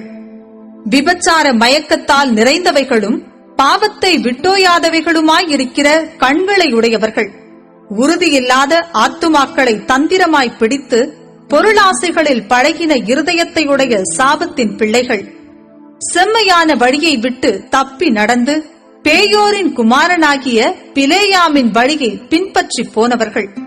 அவன் அநீதத்தின் கூலியை விரும்பி தன்னுடைய அக்கிரமத்தின் நிமித்தம் கடிந்து கொள்ளப்பட்டான். பேசாத மிருகம் மனுஷர் பேச்சை பேசி தீர்க்கதரிசியினுடைய மதிக்கேட்டை தடுத்தது. இவர்கள் தண்ணீர் இல்லாத கிணறுகளும் சுழல் காற்றினால் அடியுண்டோடுகிற மேகங்களுமாயிருக்கிறார்கள். என்றென்றைக்கும் உள்ள காரிருளே இவர்களுக்கு வைக்கப்பட்டிருக்கிறது. வஞ்சகமாய் நடக்கிறவர்களிடத்திலிருந்து அரிதாய் தப்பினவர்களிடத்தில் இவர்கள் அகந்தையான வீண் வார்த்தைகளை பேசி மாம்ச இச்சைகளினாலும் காம விகாரங்களினாலும் அவர்களை தந்திரமாய் பிடிக்கிறார்கள். தாங்களே கேட்டுக்கு அடிமைகளாயிருந்தும் அவர்களுக்கு சுயாதீனத்தை வாக்குத்தத்தம் பண்ணுகிறார்கள். எதினால் ஒருவன் ஜெயிக்கப்பட்டிருக்கிறானோ அதற்கு அவன் அடிமைப்பட்டிருக்கிறானே.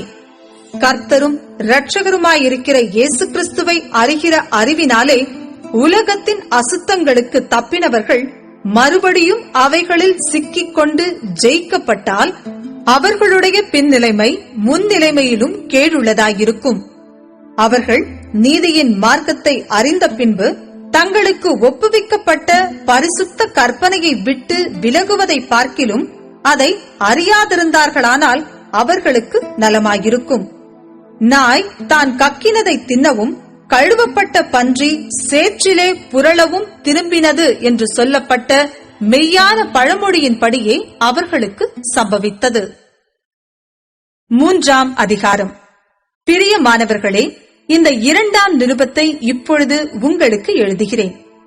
பரிசுத்த தீர்க்கதரிசிகளால் முன் சொல்லப்பட்ட வார்த்தைகளையும் இரட்சகராயிருக்கிற கர்த்தருடைய அப்போஸ்தலராகிய எங்களுடைய கட்டளைகளையும் நீங்கள் நினைவு கூறும்படி இந்த நிருபங்களினால் உங்கள் உண்மையான மனதை நினைப்பூட்டி எழுப்புகிறேன். முதலாவது நீங்கள் அறிய வேண்டியது என்னவெனில், கடைசி நாட்களில் பரியாசக்காரர் வந்து தங்கள் சுய இச்சைகளின்படியே நடந்து அவர் வருவார் என்று சொல்லுகிற வாக்குத்தத்தம் எங்கே? பிதாக்கள் நித்திரை அடைந்த பின்பு சகலமும் சிருஷ்டிப்பின் தோற்றம் முதல் இருந்த விதமாய் இருக்கிறதே என்று சொல்லுவார்கள். பூர்வ காலத்தில் தேவனுடைய வார்த்தையினாலே வானங்களும் ஜலத்தினின்று தோன்றி ஜலத்தினாலே நிலை கொண்டிருக்கிற பூமியும் உண்டாயினவென்பதையும், அப்பொழுது இருந்த உலகம் ஜல பிரளயத்தினாலே அழிந்ததென்பதையும் மனதார அறியாமலிருக்கிறார்கள். இப்பொழுது இருக்கிற வானங்களும் பூமியும் அந்த வார்த்தையினாலேயே அக்கினிக்கு இரையாக வைக்கப்பட்டு தேவ பக்தி இல்லாதவர்கள் நியாயம் தீர்க்கப்பட்டு அழிந்து போகும் நாள் வரைக்கும் காக்கப்பட்டிருக்கிறது. பிரியமானவர்களே, கர்த்தருக்கு ஒரு நாள் 1000 வருஷம் போலவும் 1000 வருஷம் ஒரு நாள் போலவும் இருக்கிறதென்கிற இந்த ஒரு காரியத்தை நீங்கள் அறியாதிருக்க வேண்டாம்.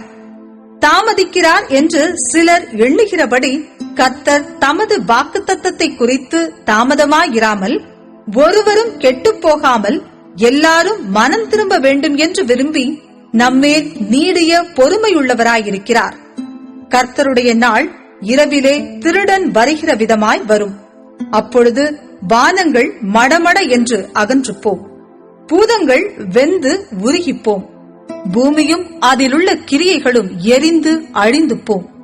இப்படி இவைகளெல்லாம் அழிந்து போகிறதாயிருக்கிறபடியால் நீங்கள் எப்படிப்பட்ட பரிசுத்த நடக்கையும் தேவ பக்தியும் உள்ளவர்களாயிருக்க வேண்டும். தேவனுடைய நாள் சீக்கிரமாய் வரும்படிக்கு மிகுந்த ஆவலோடே காத்திருங்கள். அந்த நாளில் வானங்கள் வெந்து அழிந்து பூதங்கள் எரிந்து உருகிப்போம். அவருடைய வாக்குத்தத்தத்தின்படியே நீதி வாசமாயிருக்கும் புதிய வானங்களும் புதிய பூமியும் உண்டாகும் என்று காத்திருக்கிறோம். ஆகையால் பிரியமானவர்களே, இவைகள் வர காத்திருக்கிற நீங்கள் கரையற்றவர்களும் பிழையில்லாதவர்களுமாய் சமாதானத்தோடே அவர் சன்னதியில் காணப்படும்படி ஜாக்கிரதையாயிருங்கள். மேலும் நம்முடைய கர்த்தரின் நீடிய பொறுமையை இரட்சிப்பென்று எண்ணுங்கள். நமக்கு பிரியமான சகோதரனாகிய பவுலும் தனக்கு அருளப்பட்ட ஞானத்தினாலே இப்படியே உங்களுக்கு எழுதியிருக்கிறான். எல்லா நிருபங்களிலும் இவைகளை குறித்து பேசியிருக்கிறான். அவன் சொன்னவைகளில் சில காரியங்கள் அறிகிறதற்கு அரிதாயிருக்கிறது.